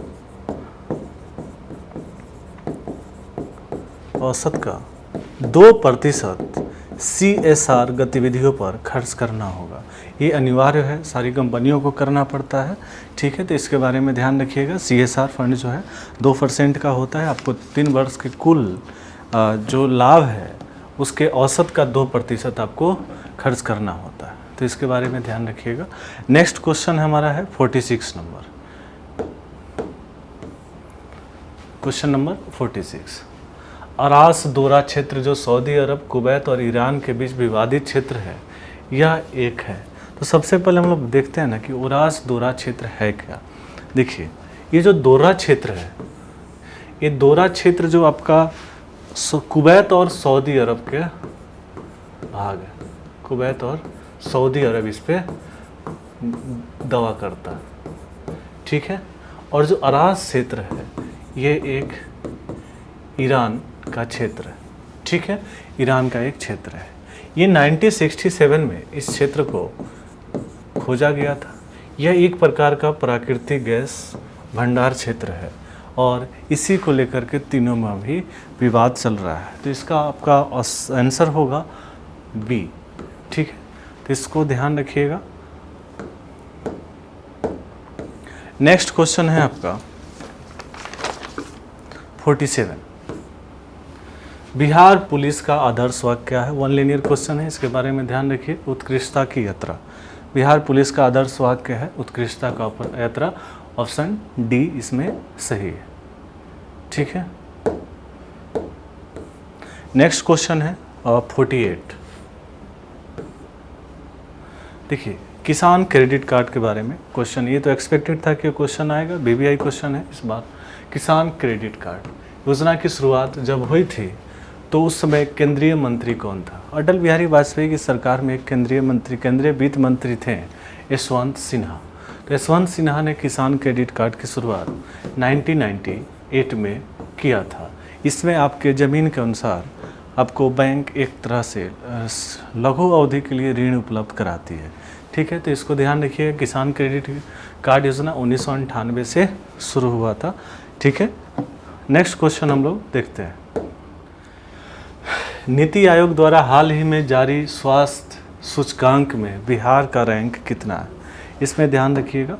इसमें नीति आयोग, ये सिर्फ नीति आयोग नहीं और भी कुछ संस्थाएं मिलकर इस रिपोर्ट को जारी करती है। तो इस रिपोर्ट को जो जारी करता है, जारीकर्ता का नाम है नीति आयोग, स्वास्थ्य मंत्रालय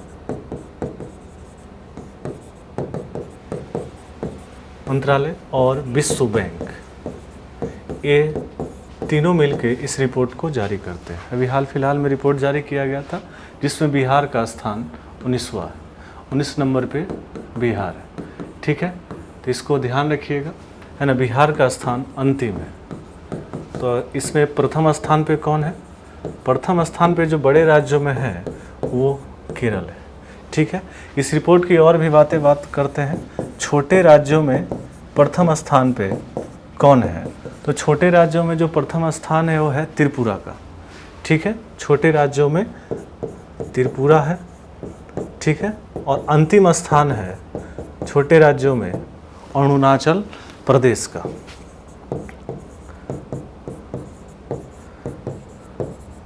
इस रिपोर्ट को ध्यान रखिएगा, रिपोर्ट बहुत इंपॉर्टेंट है। बिहार के बारे में पूछ सकता है या अन्य चीज़ों के बारे में पूछ सकता है। थोड़ा सा एक और इसके बारे में बात कर लेते हैं कि केंद्र शासित प्रदेशों में आपको कौन है प्रथम स्थान पे? तो प्रथम है आपका लक्षद्वीप, है ना। इसको ध्यान रखिएगा, प्रथम स्थान पे है लक्षद्वीप। और जो सबसे अचंभित करने वाली चीज़ें हैं, इसमें अंतिम स्थान पे दिल्ली है। तो ये थोड़ा सा आप लोग भी तुक्का भी लगाइएगा तो ये गलत हो जाएगा कि अंतिम स्थान पे दिल्ली कोई सोच भी नहीं सकता। तो इसको ध्यान रखिएगा, अंतिम स्थान पे केंद्र शासित प्रदेशों में दिल्ली है, ठीक है। तो ये है पूरा नीति आयोग द्वारा जो हाल फिलहाल में स्वास्थ्य सूचकांक है उसमें बिहार का स्थान पूछा गया था, ठीक है। तो इसको ध्यान रखें। अगला क्वेश्चन है करंट का 66 नंबर।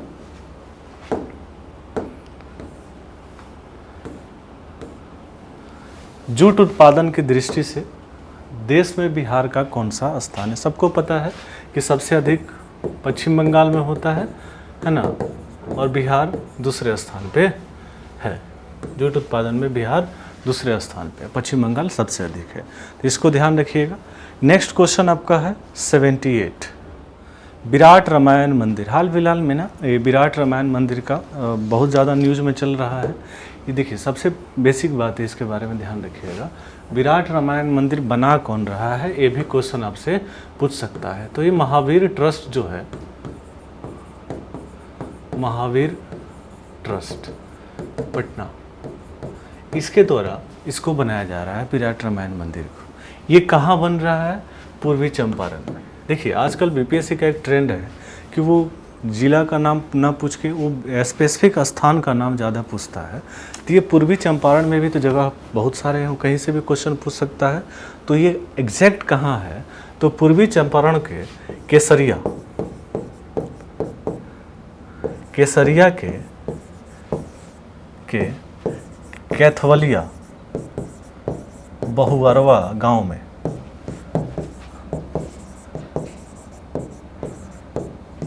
कैथवलिया बहुअरवा गांव में इसको बनाया गया है। तो एग्जैक्ट लोकेशन आपका यहाँ पे केसरिया के कैथवलिया बहुअरवा गांव में इसको बनाया गया है। इसकी लागत भी पूछ सकता है, 500 करोड़ रुपया की लागत है और ये 200 एकड़ में बनाया जा रहा है। तो इस चीज़ को ध्यान रखिएगा, 200 एकड़ में इसको बनाया जा रहा है ना। नेक्स्ट क्वेश्चन है आपका 89 नंबर क्वेश्चन। हाल ही में एक देश एक चुनाव के लिए एक कमेटी का गठित की गई है। इस कमेटी का अध्यक्ष कौन है? PBI क्वेश्चन है इस बार के लिए, मेंस में भी पूछा जा चुका है पहले। तो एक देश एक चुनाव, हमेशा ध्यान रखिएगा, बहुत ज़्यादा ये अभी मुद्दा चल रहा है ना। तो अभी रामनाथ कोविंद जो हमारे हैं पूर्व राष्ट्रपति, इन्हीं की अध्यक्षता में एक कमेटी बनाई गई है कि वो ये देख सके कि कैसे हम एक देश एक चुनाव जो है कैसे इसको लागू कर सके। इस कमेटी में रामनाथ कोविंद अध्यक्ष हैं और ये 7 सदस्य हैं, इसमें 7 अन्य सदस्य हैं। 7 सदस्यों का नाम क्या है? अमित शाह, एज यूजुअल आपको पता ही होगा, अमित शाह है। अधीर रंजन चौधरी हैं, अधीर रंजन चौधरी, ठीक है। गुलाम नबी आज़ाद, गुलाम नबी आज़ाद, ठीक है। इसमें जो नेक्स्ट व्यक्ति हैं आपका NK सिंह है, सुभाष कश्यप हैं,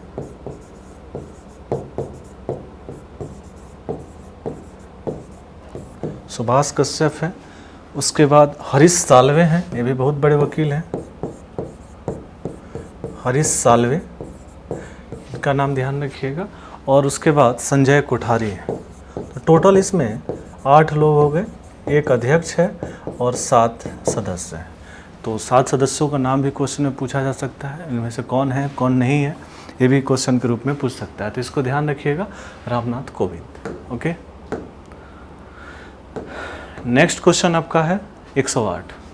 देखिए ये क्वेश्चन थोड़ा सा आपको मैप याद नहीं होगा तो फिर क्वेश्चन बनना मुश्किल है, थोड़ा सा मैप पे आप लोग काम कीजिए। ये क्वेश्चन मैप के अनुसार आपको क्वेश्चन पूछा गया है, वो आंसर तो आपको पता हो सकता है, लेकिन इसमें ऐसा ट्रिकी क्वेश्चन है कि आपको मैप में लोकेशन देखना होगा कि एग्जैक्ट ये लोकेशन है कहाँ, है ना। मान लीजिए कि कोई भी डिस्ट्रिक्ट का नाम पूछ दिया, सुपौल पूछ दिया, भागलपुर पूछ दिया, तो इसमें थोड़ा सा आपको मैच करना होगा। तो इसमें क्वेश्चन नंबर 108 से 11 तक का इसी के अनुसार आंसर देना है। तो इसमें जो करंट का क्वेश्चन है उसके बारे में हम लोग बात करते हैं। देखिए वन स्थिति रिपोर्ट आया था, फॉरेस्ट रिपोर्ट हर 2 साल पे जारी होता है, ठीक है। तो ये जो फॉरेस्ट सर्वे ऑफ इंडिया जो है FSI, ये रिपोर्ट को जारी करती है ना। इंडियन फॉरेस्ट सर्वे रिपोर्ट जो है 2021 जारी हुआ था, लेटेस्ट यही है। इसके बाद 23 में जारी होना था लेकिन अभी तक नहीं हुआ था, है ना। तो 2 साल पे ये रिपोर्ट जारी होता है। इसमें पूछा गया है सबसे अधिक और सबसे कम वन क्षेत्र बिहार में कौन से डिस्ट्रिक्ट में है। तो इसमें ध्यान एक रखिएगा, जो बिहार में जो सबसे अधिक वन क्षेत्र हैं जो कैमूर में है, ठीक है। सबसे पहले तो आपको पता ही होगा कि सबसे अधिक कैमूर में है और सबसे कम आपको पता होगा ये शेखपुरा, कम में आपको शेखपुरा। अब देखिए क्वेश्चन में कि इसमें आपको किस ऑप्शन में ये क्वेश्चन सही हो रहा है। तो ये जो ऑप्शन है आपका 108 का A, G और W, है ना, ये जो वहाँ पे संकेत दिया गया है वही ऑप्शन इसमें सही होगा। तो इसको एक बार जाके हम लोग देख लेते हैं कि उसमें क्या दिया हुआ है। ओके, देखिए यहाँ पे जो G है ये आपका कैमूर है ना, और यहाँ पे जो W है शेखपुरा। सबसे अधिक कैमूर में वन क्षेत्र है और सबसे कम आपका शेखपुरा में है। तो इसको ध्यान रखिएगा। क्वेश्चन नंबर हम लोग अब आते हैं 111 पे। ये करंट से है आपका, प्रधानमंत्री गति शक्ति योजना के तहत पूर्व मध्य रेलवे का पहला गति शक्ति कार्गो टर्मिनल बिहार के किस जिले में शुरू हुआ। ध्यान रखिए, आपको तो याद ही होगा किस ज़िले में शुरू हुआ था, है ना। तो ये बरौनी में शुरू हुआ था। बरौनी किस ज़िला में है? तो बरौनी है बेगूसराय डिस्ट्रिक्ट में। लेकिन क्वेश्चन है ट्रिकी, आप कैसे इसको कर पाओगे? तो आपको देखना है कि ये किस नंबर पे इसको दिया गया है। तो देख लेते हैं ना मैप को एक बार, किस में कहाँ पे दिया गया है। यहाँ पे देखिएगा, जो बेगूसराय डिस्ट्रिक्ट है वो यहाँ है एक्स पे, है ना। तो ये ऑप्शन उसका बी सही हो जाएगा, ठीक है। एक्स जो है यही है आपका बेगूसराय डिस्ट्रिक्ट। तो थोड़ा सा क्वेश्चन क्वेश्चन याद भी हो सकता है, मैप आपका अच्छा नहीं है तो फिर ये क्वेश्चन आप गलत कर सकते हो। थोड़ा सा मैप पे आप ध्यान रखिएगा। नेक्स्ट क्वेश्चन जो है क्वेश्चन नंबर 112। देखिए, एक्सरसाइज से सबको पता है क्वेश्चन आते हैं। तो एक एक्सरसाइज हाल फिलहाल में हुआ था, ब्राइट स्टार, ठीक है। ये जो ब्राइट स्टार जो एक्सरसाइज है ये आपका मिस्र के काहिरा में हुआ था, काहिरा में। इसमें भारतीय वायुसेना ने भाग लिया था, ठीक है। तो इसमें यह आयोजित किया जा रहा है, तो मिस्र के काहिरा में आयोजित हुआ था। तो आपका ऑप्शन सी सही है। तो इसको ध्यान रखिएगा, क्वेश्चन नंबर 112, ठीक है, option C. Okay, next question जो है आपका क्वेश्चन नंबर 113। हाल फिलहाल में समाचार पत्रों में दिखा गया XQ-58A वाल्किरी एक है, ये इसके बारे में थोड़ा सा ध्यान रखिएगा। देखिए, अभी आर्टिफिशियल इंटेलिजेंस का बहुत ज़्यादा यूज हो रहा है। उसी के आधार पे अमेरिका ने लड़ने के लिए ना हवाई युद्ध के लिए एक AI रोबोट बनाया है, ठीक है। अमेरिका द्वारा एक रोबोट बनाया गया है जिसका नाम है XQ-58A। तो इस चीज़ को आप ध्यान रखिए, 113 का ऑप्शन ए सही है ना। आगे बढ़ते हैं हम लोग, क्वेश्चन नंबर 114। चंद्रयान 3 देखिए बहुत इंपॉर्टेंट है इस बार के लिए, इससे क्वेश्चन आएगा ही आएगा। अब क्वेश्चन क्या आएगा, बहुत फैक्ट्स हैं, बिहार के भी कुछ लोग इसमें शामिल थे, तो थोड़ा बहुत इसके बारे में हम लोग देखते हैं। चंद्रयान 3 मिशन परियोजना के निर्देशक कौन है ना। तो इसके बारे में हम लोग देखते हैं। इसका आपको तो ये पता ही होगा, पी वीर मुथुवेल जो इसके परियोजना के निदेशक थे। लेकिन थोड़ा सा चंद्रयान 3 के बारे में हम लोग थोड़ा बात कर लेते हैं। ये आपका 14 जुलाई को लॉन्च किया गया था, ठीक है, और ये 23 अगस्त को पहुंचा था, है ना, 2023 को। ये भी 2023 में भेजा गया था, 2023 को 23 अगस्त को पहुंचा था, ठीक है। तो इसको आपको ध्यान रखिएगा, है ना। तो इसके बारे में एक और चीज़ ध्यान रखिए कि भारत जो है साउथ पोल पे, दक्षिणी ध्रुव पर पहुंचने वाला प्रथम देश बना है। चंद्रमा के दक्षिणी ध्रुव पे पहुंचने वाला प्रथम देश भारत बना है। रिकॉर्ड है अपने आप में, इससे पहले कोई साउथ पोल पे नहीं गए हैं, है ना। इससे पहले 3 देश जो सॉफ्ट लैंडिंग करा चुके हैं, उसमें आपका 3 और देश हैं। भारत चौथा देश बना है। आपका रूस, USA और चीन, ये चंद्रमा पे सॉफ्ट लैंडिंग करा चुके हैं। भारत सॉफ्ट लैंडिंग चंद्रमा पे कराने वाला चौथा देश है और दक्षिणी ध्रुव पे पहुंचने वाला प्रथम देश है। तो इस चीज़ को ध्यान रखिएगा, क्वेश्चन आपको समझ के बनाना है ताकि आंसर गलत ना हो। ओके, आगे बढ़ते हैं। क्वेश्चन नंबर आपका जो है 115 जनशक्ति प्रदर्शनी संबंधित है। देखिए, प्रधानमंत्री मोदी जी का एक मन की बात कार्यक्रम आप सुने ही होंगे, है ना। तो उसी से संबंधित है जनशक्ति प्रदर्शनी। मन की बात की 100वीं एपिसोड इसमें मनाई गई। इसमें वैश्विक स्तर पे भी इसका आयोजन किया गया था, है ना। तो इसको ध्यान रखिएगा। ये आपका मन की जो इसका डेट भी पूछ सकता है कि भाई ये कब हुआ था। तो 30 अप्रैल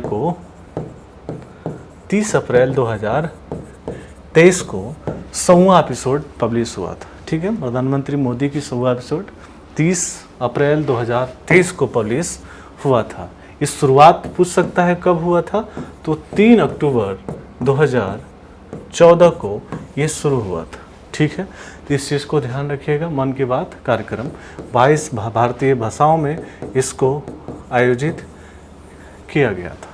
ओके, तो एक क्वेश्चन पूछ सकता है आपको। नेक्स्ट क्वेश्चन है आपका क्वेश्चन नंबर 116। देखिए, आजकल हर चीज़ ई चल रहा है ना, तो अब इसमें ट्रैक्टर भी इलेक्ट्रिक बन गया है। तो इलेक्ट्रिक ट्रैक्टर बनाने वाला कौन सा है, तो ये जो है प्राइमा 8011 नामक एक भारत का पहला स्वदेशी ट्रैक्टर विकसित किया गया है। तो दुर्गापुर का एक इंस्टीट्यूट है ना, उसी के द्वारा CMERI दुर्गापुर द्वारा इसको बनाया गया है ना। तो नेक्स्ट क्वेश्चन है, फैक्चुअल था, आप लोग देख सकते हैं। Next question number 117, LUPEX mission. देखिए, हाल फिलहाल में आपका लुपेक्स मिशन के लिए 2 देश समझौता किए हैं। इसमें भारत प्लस जापान। भारत की जो अंतरिक्ष एजेंसी है वो इसरो है, आप सबको पता ही होगा, बहुत न्यूज़ में था। और जापान की JAXA। तो ये लुपेक्स मिशन, ये तो हो सकता है कि भाई जब भारत ने किसके साथ साझेदारी की, तो आपको जापान के साथ भारत ने सब साझेदारी की है। तो इसको आपको ध्यान रखना है ना। इसमें देखिएगा, जापान और भारत में समझौता किस चीज़ के लिए हुआ है, तो JAXA जो है सबसे पहले है क्या, तो ये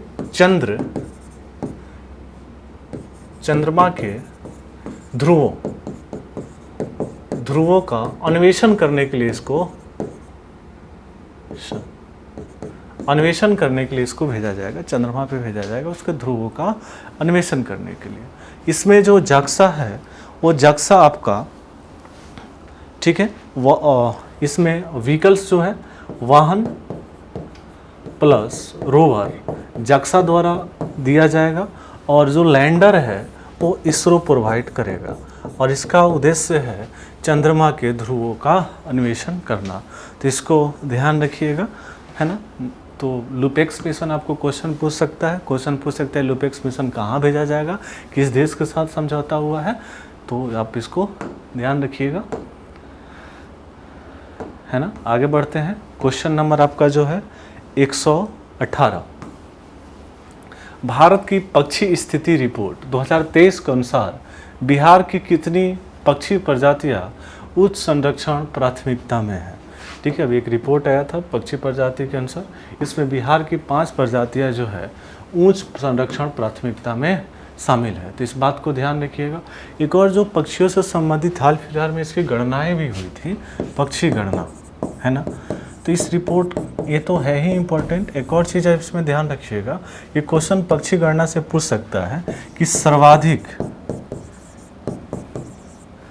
पक्षी प्रजाति की संख्या कहाँ है।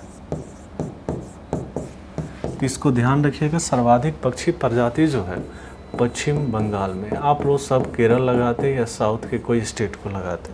प्रजातियों की संख्या के मामले में आपका पश्चिम बंगाल है, लेकिन आपको सिर्फ पक्षी संख्या पूछे तो इसमें आपका केरल होगा, है ना। सिर्फ संख्या पूछे तो केरल होगा, प्रजातियों की संख्या पूछे तो पश्चिम बंगाल होगा। इसमें तो 5 आपको इम्पोर्टेंट है, इसको ध्यान रखिएगा। नेक्स्ट आपका देखते हैं क्वेश्चन नंबर, बीरपुर बैराज किस जिले में स्थित है। देखिए, ये बीरपुर बैराज जो है सुपौल जिले में स्थित है, कोसी नदी क्षेत्र में बनाया गया है ना। इसमें अभी हाल फिलहाल में बाढ़ से संबंधित संभावनाओं के बारे में बात किया गया था, इसलिए न्यूज़ में है। तो याद रखिएगा, क्वेश्चन जो भी आएगा करंट बेस्ड ही होगा, ठीक है। Next question 120, question number 120, Narendra Modi द्वारा हाल फिलहाल में अज्ञात सैनिकों की कब्र पर श्रद्धांजलि अर्पित की गई, तो किस देश में की गई थी। मोदी जी हाल फिलहाल में जो है यात्रा पे थे ग्रीस के, है ना। तो ग्रीस की यात्रा पे थे, तो वहाँ पे उन्होंने वहाँ पे सैनिकों के अज्ञात सैनिकों की कब्र की श्रद्धांजलि उन्होंने दी थी। एक और चीज़ ध्यान रखिएगा, ग्रीस द्वारा मोदी जी को सर्वोच्च पुरस्कार भी दिया गया था, है ना। सर्वोच्च पुरस्कार, मोदी को बहुत सारा पुरस्कार सर्वोच्च मिला हुआ है, इस बार 5-6 पुरस्कार मिला हुआ है। मिस्र का हो चाहे आपका फिजी का हो, तो आप इसको देख लीजिएगा कि किन किन देशों से मोदी जी को पुरस्कार मिला है। इसका आंसर आपका बी है, फैक्चुअल है, इसको ध्यान रखिएगा। क्वेश्चन नंबर 121, ये भी फैक्चुअल क्वेश्चन है। आपका निधन हुआ है आपका, तो इससे पूछा गया कि किस भाड़े के सैन्य समूह के प्रमुख थे, तो वैगनार समूह इनका नाम है, ठीक है। तो इसको वैगनार समूह के प्रमुख थे, तो आप पढ़ लीजिएगा, फैक्चुअल क्वेश्चन से। नेक्स्ट है आपका बिहार का, हाँ, कौन सा शहर 7-8 अक्टूबर 2023 को पहले यात्रा और पर्यटन मेले की मेज़बानी करेगा। बिहार में यात्रा और पर्यटन मेला का शुरुआत हो रहा है, तो इसको ध्यान रखिएगा। ये पटना का, जो पटना है, पटना के ये ज्ञान भवन में इसकी शुरू किया जाएगा। इसकी मेज़बानी आपको पटना कर रहा है, तो इसको ध्यान रखिएगा। इसमें और चीज़ें इंपॉर्टेंट नहीं है। देखिए, अब ये पूछ सकता है ना कि इस यात्रा और पर्यटन का लक्ष्य क्या है, पहले यात्रा और पर्यटन का लक्ष्य, तो इसका लक्ष्य है बिहार में पर्यटन को बढ़ावा देना। किस तरह का पर्यटन, तो आध्यात्मिक पर्यटन, बौद्ध धर्म से संबंधित पर्यटन हो सकता है, आपका पर्यावरणीय पर्यटन को बढ़ावा देने के लिए, इन सारे पर्यटन को बढ़ावा देने के लिए शुरू किया गया। तो इसको ध्यान रखिएगा। आपको बिहार का कौन सा शहर, तो पटना शहर, इसमें ज्ञान भवन में इसका आयोजन किया जाएगा। क्वेश्चन नंबर 123 देखते हैं। क्वेश्चन नंबर 123, बिहार का पहला एक्सप्रेसवे जुड़ेगा, ठीक है। देखिए, बिहार का पहला एक्सप्रेसवे बनाने का बात चल रहा है। ये आपको बनेगा बक्सर से भागलपुर, ठीक है। बक्सर से इसको बनाएगा कौन, NHAI। एक्सप्रेस वे भी बहुत यूज में है इस बार। तो एक डाटा यहाँ से ये भी निकल सकता है कि सर्वाधिक एक्सप्रेस वे किस राज्य में है। एक्सप्रेस वे तो सर्वाधिक है यूपी में, दूसरा स्थान महाराष्ट्र का है ना। तो बक्सर से भागलपुर बिहार में ये बनाया जा रहा है। बिहार का संभवतः ये प्रथम एक्सप्रेस वे है, ठीक है। तो इसको ध्यान रखिएगा।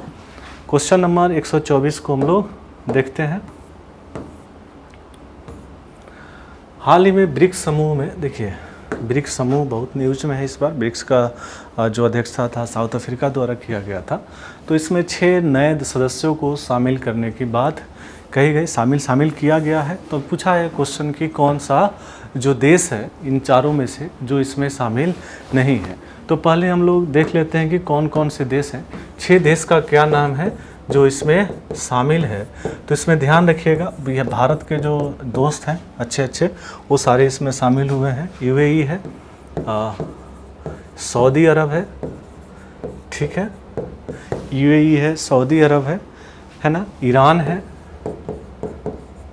ठीक है, उसके बाद मिस्र है,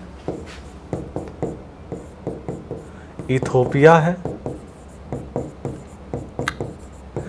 इथोपिया के साथ उसके बाद है अर्जेंटीना। तो अर्जेंटीना है, सऊदी अरब, इथोपिया, ये मेक्सिको इसमें शामिल नहीं है। तो 6 देश जो हैं जो इसमें शामिल हैं, इसका नाम यहाँ पे लिख दिए हैं, इसको एक बार आप देख सकते हैं, ठीक है। क्वेश्चन नंबर हम लोग देखते हैं 125। हाल ही में इंडो जापानी शोधकर्ताओं ने कुछ आनुवांशिक बीमारियों के लिए एक सुरक्षित रोग संशोधक उपचार विकसित किया है। निम्नलिखित में से कौन सा विकार आनुवांशिक है, इसके बारे में आपको ध्यान रखना है। तो ये बायो से रिलेटेड क्वेश्चन है, इसको ध्यान रखिएगा। ये तीनों जो बीमारी है ये आनुवांशिक बीमारी कही जाती है। तो इसका ऑप्शन डी है, तीनों बीमारी को आनुवांशिक बीमारी कहा जाता है। इसको ध्यान रखिएगा, उपरोक्त सभी। क्वेश्चन नंबर आपका 126। दूसरे राष्ट्रीय बहुआमी गरीबी सूचकांक की प्रगति समीक्षा 2023 के अनुसार 2015, 16, 19, 21 के बीच बिहार के कितने लोग गरीबी से बाहर निकले। ध्यान रखिएगा कि ये हाल फिलहाल में जो सूचकांक पब्लिश किया गया था, इसमें बिहार के 2.25 करोड़ लोग पिछले आपको 5 सालों में बाहर निकले हैं गरीबी से। बिहार जो गरीबी पे काम करने वाला और गरीबी से बाहर निकालने वाले लोगों की संख्या में दूसरे स्थान पे है। तो बिहार दूसरा सबसे अधिक गरीबी को कम करने वाला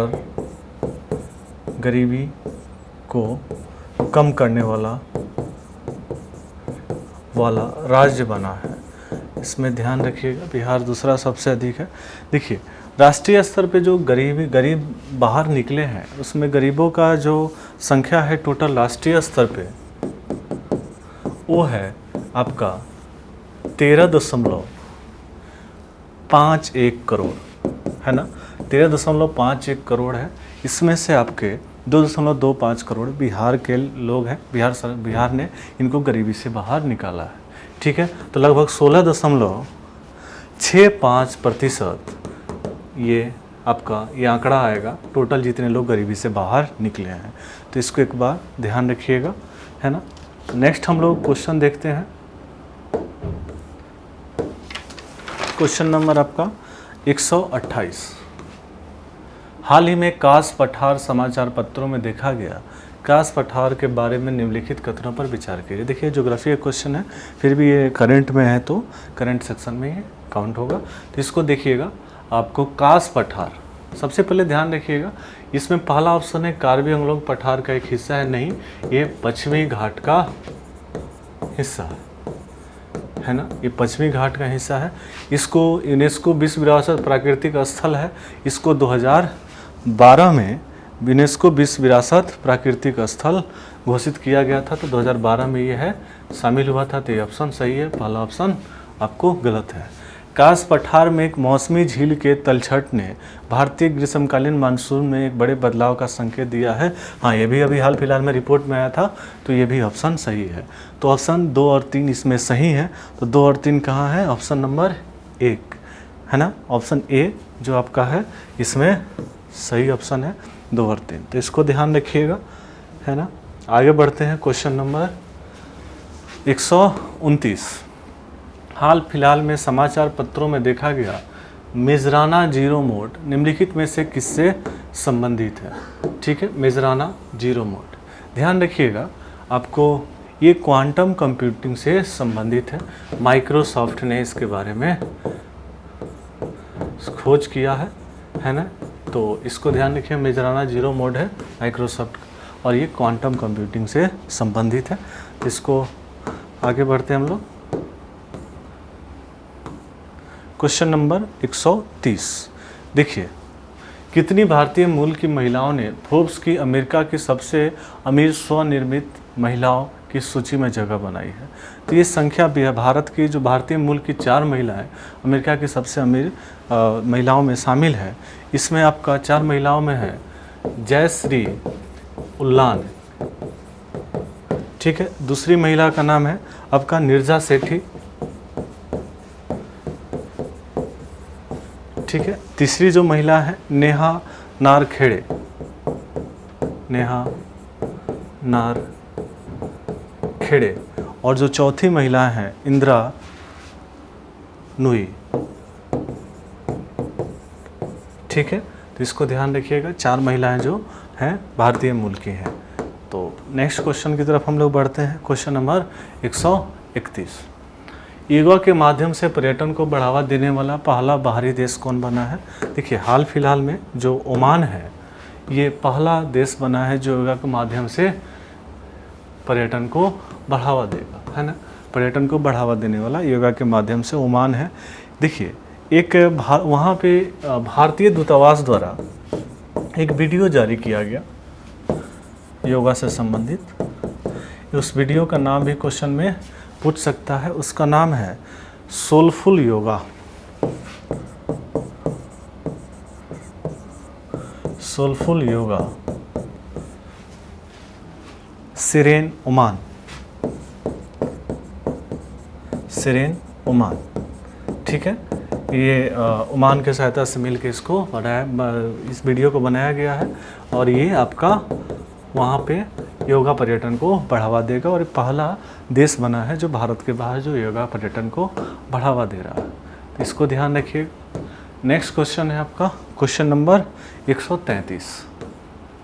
बिहार के कितने रेलवे स्टेशनों को अमृत भारत स्टेशन योजना के तहत चिन्हित किया गया है? ध्यान रखिएगा, आपको बिहार के 86, देखिए भारत के कुल 1275 स्टेशन अमृत भारत स्टेशन घोषित किए गए हैं, जिसमें सर्वाधिक यूपी के हैं और ये आपका यूपी के अमृत भारत स्टेशन की योजना में शामिल है। ठीक है, तो इसको एक बार ध्यान रखिएगा। उसके बाद आपका बिहार, जो महाराष्ट्र है, बहुत सारे राज्य हैं जिनके अमृत भारत स्टेशन में शामिल है, बिहार के 86। ठीक है, तो अमृत भारत स्टेशन योजना देखिए इसकी जो शुरुआत हुई थी ये हुई थी 6 अगस्त 2023 का। इसका शुरुआत प्रधानमंत्री मोदी द्वारा इसको किया गया और इसमें बिहार के 86 रेलवे स्टेशन शामिल हैं, है ना। तो इसको ध्यान रखिएगा, ये क्वेश्चन पूछ सकता है बिहार के कितने रेलवे स्टेशन हैं। नेक्स्ट क्वेश्चन है आपका 134, है ना। देखिए हाल फिलहाल में मोदी जी गए थे अमेरिका के दौरा पे, वहाँ पे उन्होंने एक ड्रोन के लिए समझौता किया। इस ड्रोन का नाम है प्रेडेटर ड्रोन MQ-9B, है ना। ये 31 ड्रोन खरीदने के लिए समझौता हुआ। ठीक है, इसमें जो आपका 15 ड्रोन है, 15 हो गए हैं सी गार्जियन और जो 16 ड्रोन है स्काई गार्जियन। इसमें टोटल 31 ड्रोन खरीदा जाएगा, 15 और 16। ठीक है, इस चीज़ को ध्यान रखिएगा। अमेरिका के साथ भारत ने समझौता किया है, अमेरिका की कंपनी है जनरल इलेक्ट्रिक, उसके द्वारा। ठीक है, तो इसको ध्यान रखिएगा, भारत टोटल 31 ड्रोन खरीद रहा है। ओके, बहुत इंपॉर्टेंट क्वेश्चन है। राष्ट्रीय इस्पात नीति का वर्ष 2017, ऑप्शन डी। नेक्स्ट क्वेश्चन है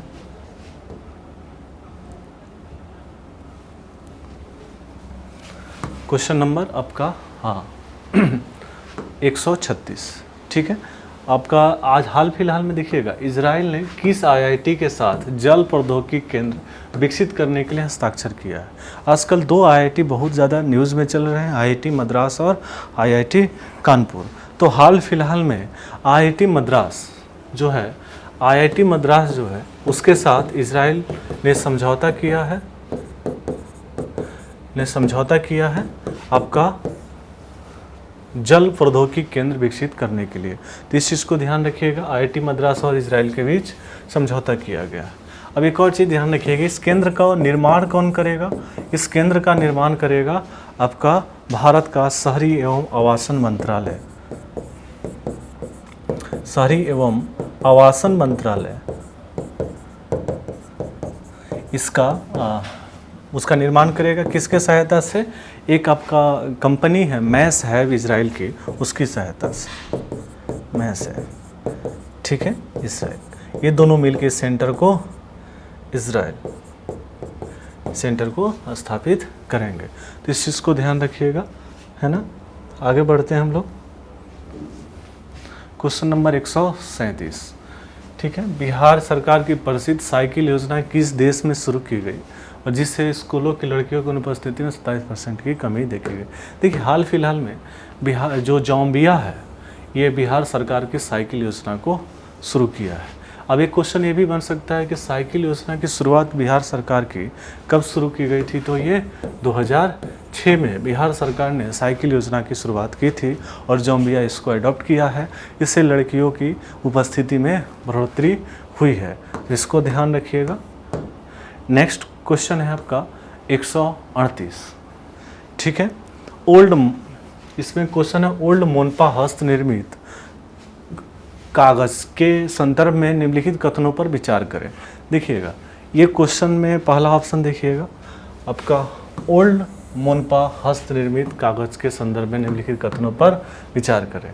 यह अरुणाचल प्रदेश के तवांग क्षेत्र की एक विरासत हस्त कागज़ कला है। हाँ, ये ऑप्शन 1 सही है। दूसरा, सुसु सेंग नामक एक स्थानीय पेड़ की छाल से बढ़िया बनावट वाला मोनपा हस्तनिर्मित कागज़ बनाया जाएगा। ठीक है, ये भी ऑप्शन सही है। तीसरा है इसका उपयोग बौद्ध धर्म ग्रंथों और भजनों में लिखने के लिए किया जाता है, तो ये भी सही है। तो इसमें all of the above, option D सही है। ठीक है, नेक्स्ट क्वेश्चन आपका है, आगे बढ़ते हैं। 100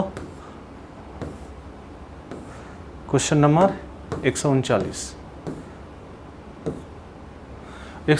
ठीक है, निम्नलिखित में से किसने एग्री फूड सिस्टम में महिलाओं की स्थिति रिपोर्ट जारी की, है ना, इसको ध्यान रखिएगा। अभी हाल फिलहाल में FAO food and agriculture organization जो है, इसने एक रिपोर्ट पब्लिश किया था महिलाओं की स्थिति से संबंधित। एग्री फूड सिस्टम में महिलाओं की स्थिति रिपोर्ट जारी की। इसने बोला था कि अगर हम लैंगिक अंतराल को कम कर दें,